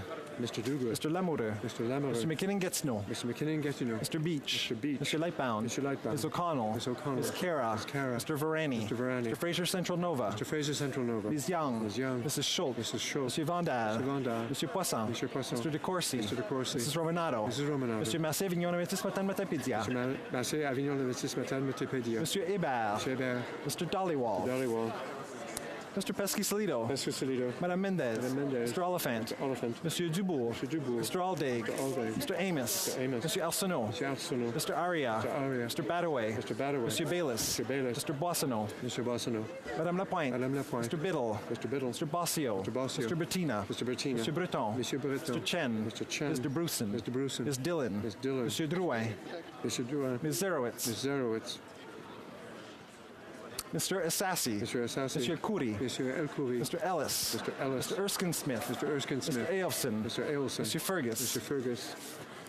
Mr. Finnegan. Mr. Finnegan. Mr. Fisher. Mr. Fisher. Mr. Fonseca. Mr. Fonseca. Mr. Fragascatos. Fragascatos. Mr. Fraser Westnova. Mr. Fraser Westnova. Mr. Fuhr. Mr. Fuhr. Mr. Gerritsen. Mr. Gerritsen. Mr. Graham. Mr. Graham. Mr. Hardy. Mr. Hardy. Mr. Harvey. Mr. Harvey. Mr. Housefather. Mr. Housefather. Ms. Hutchings. Ms. Hutchings. Mr. Yakino. Mr. Yakino. Mr. Jahari. Mr. Jahari. Ms. Khalid. Ms. Khalid. Mr. Levitt. Mr. Levitt. Mr. Long. Mr. Long. Mr. Longfield. Mr. Longfield. Ms. Ludwig. Ms. Ludwig. Mr. Maloney. Mr. Maloney. Mr. May Cambridge. Mr. May Cambridge. Mr. McKinnon Coquitlam Port Coquitlam. Mr. McKinnon Coquitlam Port Coquitlam. Mr. McLeod Northwest Territories. Mr. McLeod Northwest Territories. Mr. Morrissey. Mr. Morrissey. Madame Nessif. Madame Nessif. Mr. Oliver. Mr. Oliver. Monsieur Willett. Mr. Willett. Mr. Peterson. Mr. Peterson. Monsieur Picard. Picard. Monsieur Rioux. Monsieur Rioux. Monsieur Robillard. Mr. Robillard. Ms. Rudd. Ms. Rudd. Mr. Rumi. Mr. Rumi. Mr. Rusnak. Mr. Rusnak. Ms. Sahota. Mr. Hota. Mr. Saini. Mr. Saini. Monsieur Sanson. Mr. Sanson. Mr. Sangha. Mr. Sangha. Mr. Sarai. Mr. Sarai. Madame Shanahan. Madame Shanahan. Mr. Sheehan. Mr. Sheehan. Mr. Sidhu Mission Muskie Fraser Canyon. Mr. Cedar Mission Mashua Fraser Canyon. Ms. Sidhu Brampton South. Cedar Brampton South. Mr. Secan. Mr. Secan. Mr. Sorbera. Mr. Sorbera. Mr. Spengeman. Mr. Spengeman. Mr. Tabera. Mr. Tabera. Mr. Tan. Mr. Tan. Ms. Vandenbeld. Ms. Vandenbeld. Mr. Whalen. Mr. Whalen. Mrs. Zaid. Mrs. Zaid. Madame Fortier. Madame Fortier. Madame Lambropoulos. Madame Lambropoulos. Mr. Hogue. Mr. Hogue. Mr. Rogers. Mr. Rogers. Ms. Yip. Ms. Yip. Mr. Rota. Mr. Rota. Madame Bendayan. Madame Bendayan.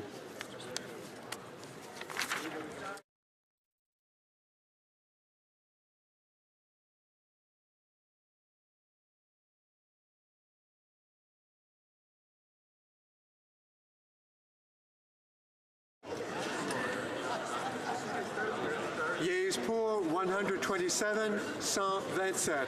Nays contre 157, 157. I declare the motion defeated. The amendment defeated, excuse me. La prochaine mise au vote porte sur... The next question is on the main question, Mr. Cooper, seconded by Mr. Barrett. Moved that the 14th report of the Standing Committee, may I disband? Is it the pleasure of the House to adopt the motion? All those in favor will please say yea. Adopté. Carried. Avant que je dise adopté, je dois demander... Now, before I say adopted, I must ask if there are any who are voting nay. Adopted. The House will now proceed to the taking of the deferred recorded division on motion M207 under private member's business in the name of Mr. Van Kesteren. The question is as follows. Mr. Van Kesteren, seconded by Mr. Eiking, move that in the opinion of the House, in recognition of the sacrifices made by Canadians in the liberation of the Netherlands, as well as the contributions made to Canada by those of Dutch heritage, the government should recognize every May 5th as Dutch Heritage Day to honor this unique bond. All those at my left in favor of the motion will please rise. Sixth row at my left. The rear. Mr. Stanton. Mr. Stanton. Mr. Sopak. Mr. Sopak. Mr. Shipley. Mr. Shipley. Mr. Glinsky. Mr. Glinsky. Mr. Miller, Bruce Gray, Owen Sound. Mr. Miller, Bruce Gray, Owen Sound. Mr. Trost. Mr. Trost. Mr. Plamondon. Mr. Plamondon. Mr. Boudria. Mr. Boudria. Mr. Marcel. Mr. Marcel. Mr. Beaulieu. Mr. Beaulieu. Madame Posé. Madame Posé. Madame Gill. Madame Gill. Mr. Barcelou Duval. Mr. Barcelou Ms. Duval. May, Sandwich Gulf Islands. Ms. May, Mrs. Philpott.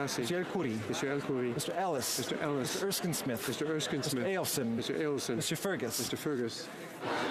Third row at my right. Mr. McGinty. Mr. McGinty. Mr. Scarpalegia. Scarpalegia. Mr. Sims. Mr. Sims. Mr. Tansey. Mr. Tansey. Mr. Jesnevsky. Mr. Jesnevsky. Mr. Anandasangri. Mr. Nandasangari. Mr. Fillmore. Mr. Fillmore. Mr. Moff. Mr. Moff. Mr. Lefebvre. Mr. Lefebvre. Mr. Mendocino. Mr. Mendocino. Mr. Duguid. Mr. Duguid. Mr. Lamour. Mr. Lamour. Mr. McKinnon-Getsnow. Mr. McKinnon-Gatineau. Mr. Beach. Mr. Beach. Mr. Lightbound. Mr. Lightbound. Ms. O'Connell. Ms. O'Connell. Ms. Cara. Ms. Cara. Mr. Varani. Mr. Varani. Mr. Fraser Central Nova. Mr. Fraser Central Nova. Ms. Young. Ms. Young. Mrs. Schultz. Mrs. Schultz. Monsieur Vandal. Mr. Vandal. Monsieur Poisson. Mr. Poisson. Mr. De Corsi. Mr. De Corsi. Mrs. Romanado. Mrs. Romanado. Monsieur Massé Vignon Métis Matin Metapedia. Mr. Massé Avignon Métis Matin Metapedia. Monsieur Hébert. Monsieur Hébert. Mr. Dollywall. Mr. Dollywall. Second row at my right. Ms. Scroll. Ms. Scroll. Mr. Eiking. Mr. Eichen. Mrs. Lockhart. Mrs. Lockhart. Monsieur Losange, Auteuil de la Petite Nation. Mr. Lausanne, Argenteuil de la Petite Nation. Monsieur Cormier. Mr. Cormier. Mrs. McCrimmon. Mrs. McCrimmon. Ms. Jones. Ms. Jones. Mr. Algabra. Mr. Algabra. Mr. Leslie. Mr. Leslie. Ms. Gould. Ms. Gould. Mr. Sohi. Mr. Sohi. Mr. Holland. Mr. Holland. Monsieur Champagne. Mr. Champagne. Ms. Monsef. Ms. Monsef. Monsieur Garneau. Mr. Garneau. Monsieur Duclos. Mr. Duclos. Madame Leboutillier. Madame Leboutillier. Madame Bibot. Madame Bibot. Mr. Cusner. Mr. Cusner. Mr. Casey Charlottetown. Mr. Casey Charlottetown. Mr. Vaughn. Mr. Vaughn. Mr. Serré. Mr. Serré. Mr. Miller Ville-Marie de Sud-Ouest des Arts. Mr. Miller Ville-Marie le Sud-Est des Arts. Mr. Bagnall. Mr. Bagnall. First row at my right. Mr. Hare. Mr. Hare. Mr. Sajan. Mr. Sajan. Mr. Goodale. Mr. Goodale. Mr. Rodriguez. Mr. Rodriguez. Madame Miss Petitpot-Taylor. Miss Petitpot-Taylor. Ms. Murray. Miss Murray. Ms. Chager. Miss Chager. Ms. Qualtrough. Miss Qualtrough. Ms. Freeland. Miss Freeland. Ms. Haidu. Miss Haidu. Mr. Hussain. Mr. Hussain. Mr. O'Regan. Mr. O'Regan. Mr. Blair. Mr. Blair. Ms. Tassie. Miss Tassie. Mrs. Jordan. Mrs. Jordan. Ms. Mahichuk. Miss Mahichuk. Mr. Casey Cumberland Colchester. Mr. Casey Cumberland Colchester. Mr. Easter. Mr. Easter. Mr. McKay. Mr. McKay. Mr. Nault. Mr. Nault. All those at my left opposed to the motion will please rise. All rows. All those at my right opposed to the motion will please rise. All rows. That's a very efficient way.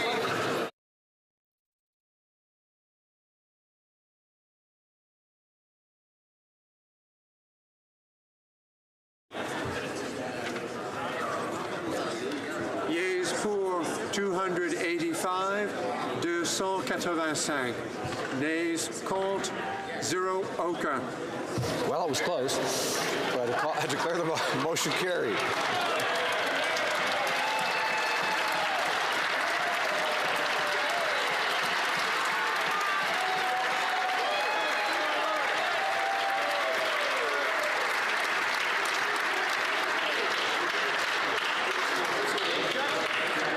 La Chambre.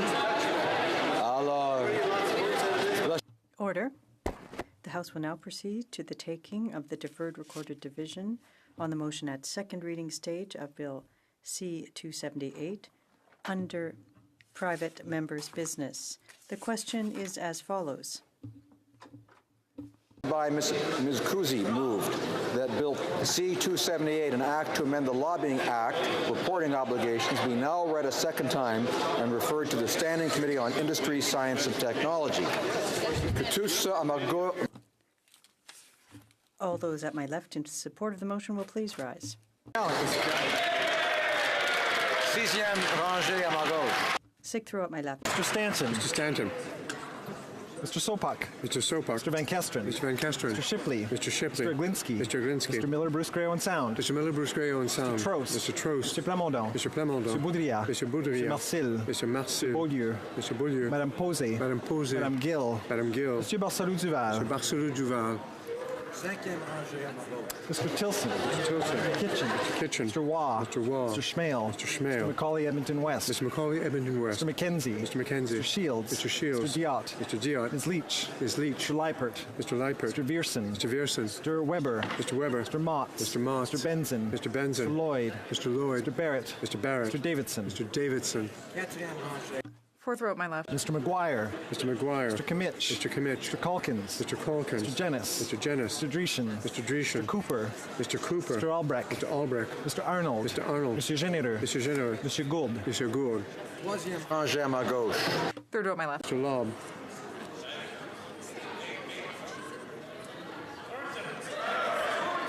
Mr. Sorensen. Mr. Sorensen. Mr. Godin. Mr. Godin. Mr. Clark. Mr. Clark. Mr. Reed. Mr. Reed. Mr. Lukiski. Mr. Lukiski. Mr. Swagenthal. Mrs. Wagenthal. Mr. Broussard. Mr. Broussard. Mr. Sweet. Mr. Sweet.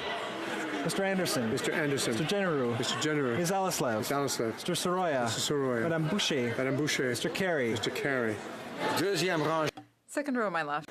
Mr. Nuttall. Mr. Nuttall. Mr. Barlow. Mr. Barlow. Mr. Bertod. Mr. Berthold. Mr. Martel. Mr. Martel. Mr. Paulus. Mr. Paulus. Mr. Albus. Mr. Albus. Mr. Chong. Mr. Chong. Mr. Richards. Mr. Richards. Mr. Workington. Mr. Workington. Mr. Straw. Mr. Straw. Mrs. Stubbs. Mrs. Stubbs. Mrs. Harder. Ms. Harder. Mrs. Vecchio. Mrs. Vecchio. Mrs. Wong. Mrs. Wong. Mr. Abutayev. Mr. Abutayev. Mrs. Kuzi. Mrs. Kuzi. Mr. Kelly. Mr. Kelly. Mr. Lake. Mr. Lake. Dernier rangée à ma gauche. First row at my left. Mr. Nicholson. Mr. Nicholson. Miss Finley. Miss Finley. Miss Gledoux. Miss Gledoux. Mr. Allison. Mr. Allison. Mr. McColeman. Mr. McColeman. Mr. Kent. Mr. Kent. Mr. O'Toole. Mr. O'Toole. Mr. Reyes. Mr. Reyes. Miss Bergen. Miss Bergen. Mr. Poliev. Mr. Poliev. Mr. Deltel. Mr. Deltel. Mr. Fast. Mr. Fast. Ms. Rempel. Ms. Rempel. Mr. Blaney Bechassa Sitchaman Levy. Mr. Blaney Bechassa Sitchaman Levy. Mrs. McLeod Campbell Thompson Caribou. Mrs. McLeod Campbell Thompson Caribou. All those at my right in favor of the motion will please rise. Sixth row. Fifth row at my right. Fourth row at my right. Third row at my right. Second row at my right. First row at my right. All those at my left opposed to the motion will please rise. Sixth row. Ms. May Sanchko Filings. Ms. May. Cinquième rangée. Fifth row. Philpott. Mrs. Philpott. Ms. Duncan Edmonton Strathcona. Ms. Duncan Edmonton Strathcona. Mr. Donnelly. Mr. Donnelly. Madame Hughes. Madame Hughes. Quatrième rangée. Fourth row at my left. Mr. Cullen. Mr. Cullen. Mr. Rankin. Mr. Rankin. Mr. Stetsky. Mr. Stetsky. Madame Quash. Madame Quash. Madame Boutin-Sweet. Madame Boutin-Sweet. Madame Laverdière. Madame Laverdière. Deuxième rangée. Third row at my left. Mr. Rota. Mr. Rota. Madame Bendayen. Madame Bendayen. Monsieur Nantel. Mr. Nantel. Monsieur Choquette. Mr. Choquette. Mr. Blakey. Mr. Blakey. Mr. Duval. Mr. Duval. Mr. Cannings. Mr. Cannings. Mr. Johns. Mr. Johns. Mrs. Hardcastle. Mr. Hardcastle. Mr. McGregor. Mr. McGregor. Deuxième. Second row at my left. Rogers. Mr. Rogers. Ms. Yip. Ms. Yip. Mr. Garrison. Mr. Garrison. Madame Brosseau. Madame Brosseau. Madame Trudel. Madame Trudel. Madame Sans Souci. Madame Sans Souci. Ms. Blaney North Island Powell River. Ms. Blaney North Island Powell River. Ms. Jolibois. Ms. Jolibois. Monsieur Dussault. Monsieur Dussault. Monsieur Dubé. Monsieur Dubé. Monsieur Aubin. Monsieur Aubin. Première rangée.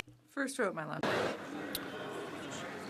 Mr. Massey Windsor West. Mr. Massey Windsor West. Mr. Singh. Mr. Singh. Mr. Julian. Mr. Julian. Mr. Boulris. Mr. Boulris. Ms. Benson. Ms. Benson. Ms. Kwan. Ms. Kwan. Mr. Davies. Mr. Davies. Ms. Ramsey. Ms. Ramsey. Monsieur Caron. Monsieur Caron.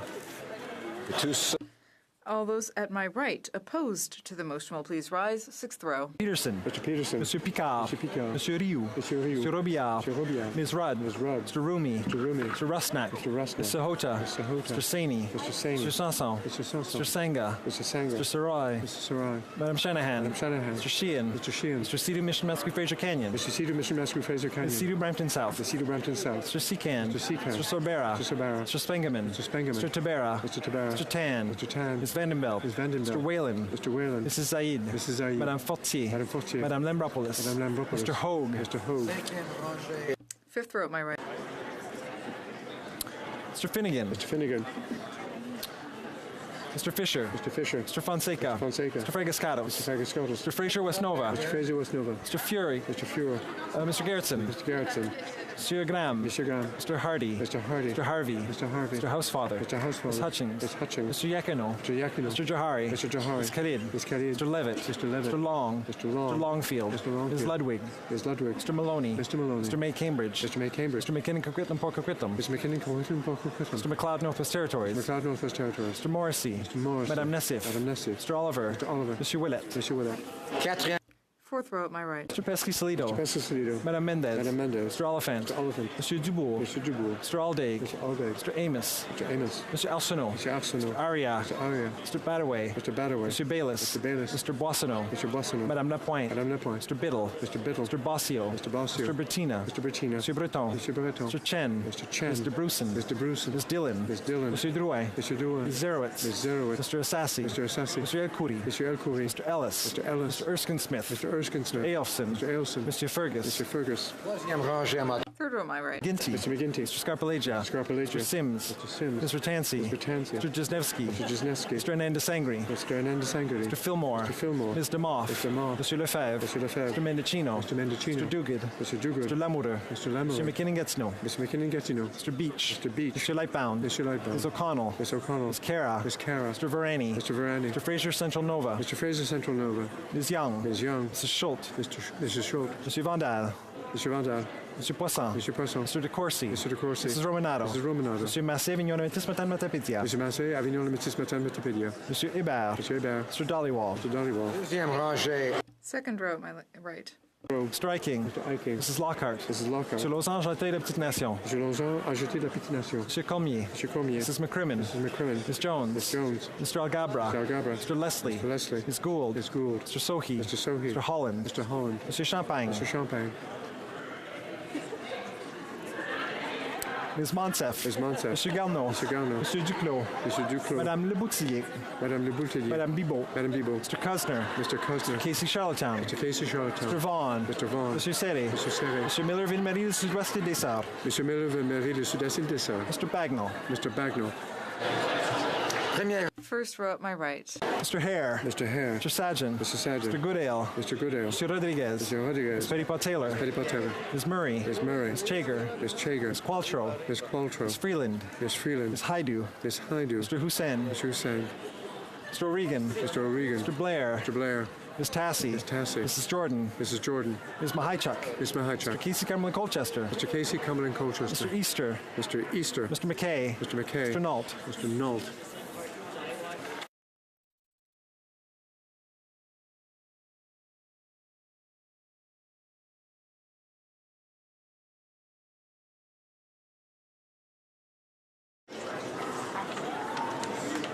Yeas pour 91, 91. Nays contre 194, 194. Declare. I declare the motion defeated. The House will now proceed to the taking of the deferred reported division on the motion at second reading stage of Bill S-215 under private member's business. The question is as follows. Mr. Willett, seconded by Mr. Bagnall, moved that Bill... Shall I dispense? No? I'm getting a no. Mr. Willett, seconded by Mr. Bagnall, to move the Bill S-215, an act to amend the criminal code, sentencing for women offenses, sentencing for violent offenses against Aboriginal women, be now read a second time and referred to the Standing Committee on Justice and Human Rights. All those at my right in favor of the motion will please rise. Mr. Willett. Sixth row at my right. Sixth row at my right.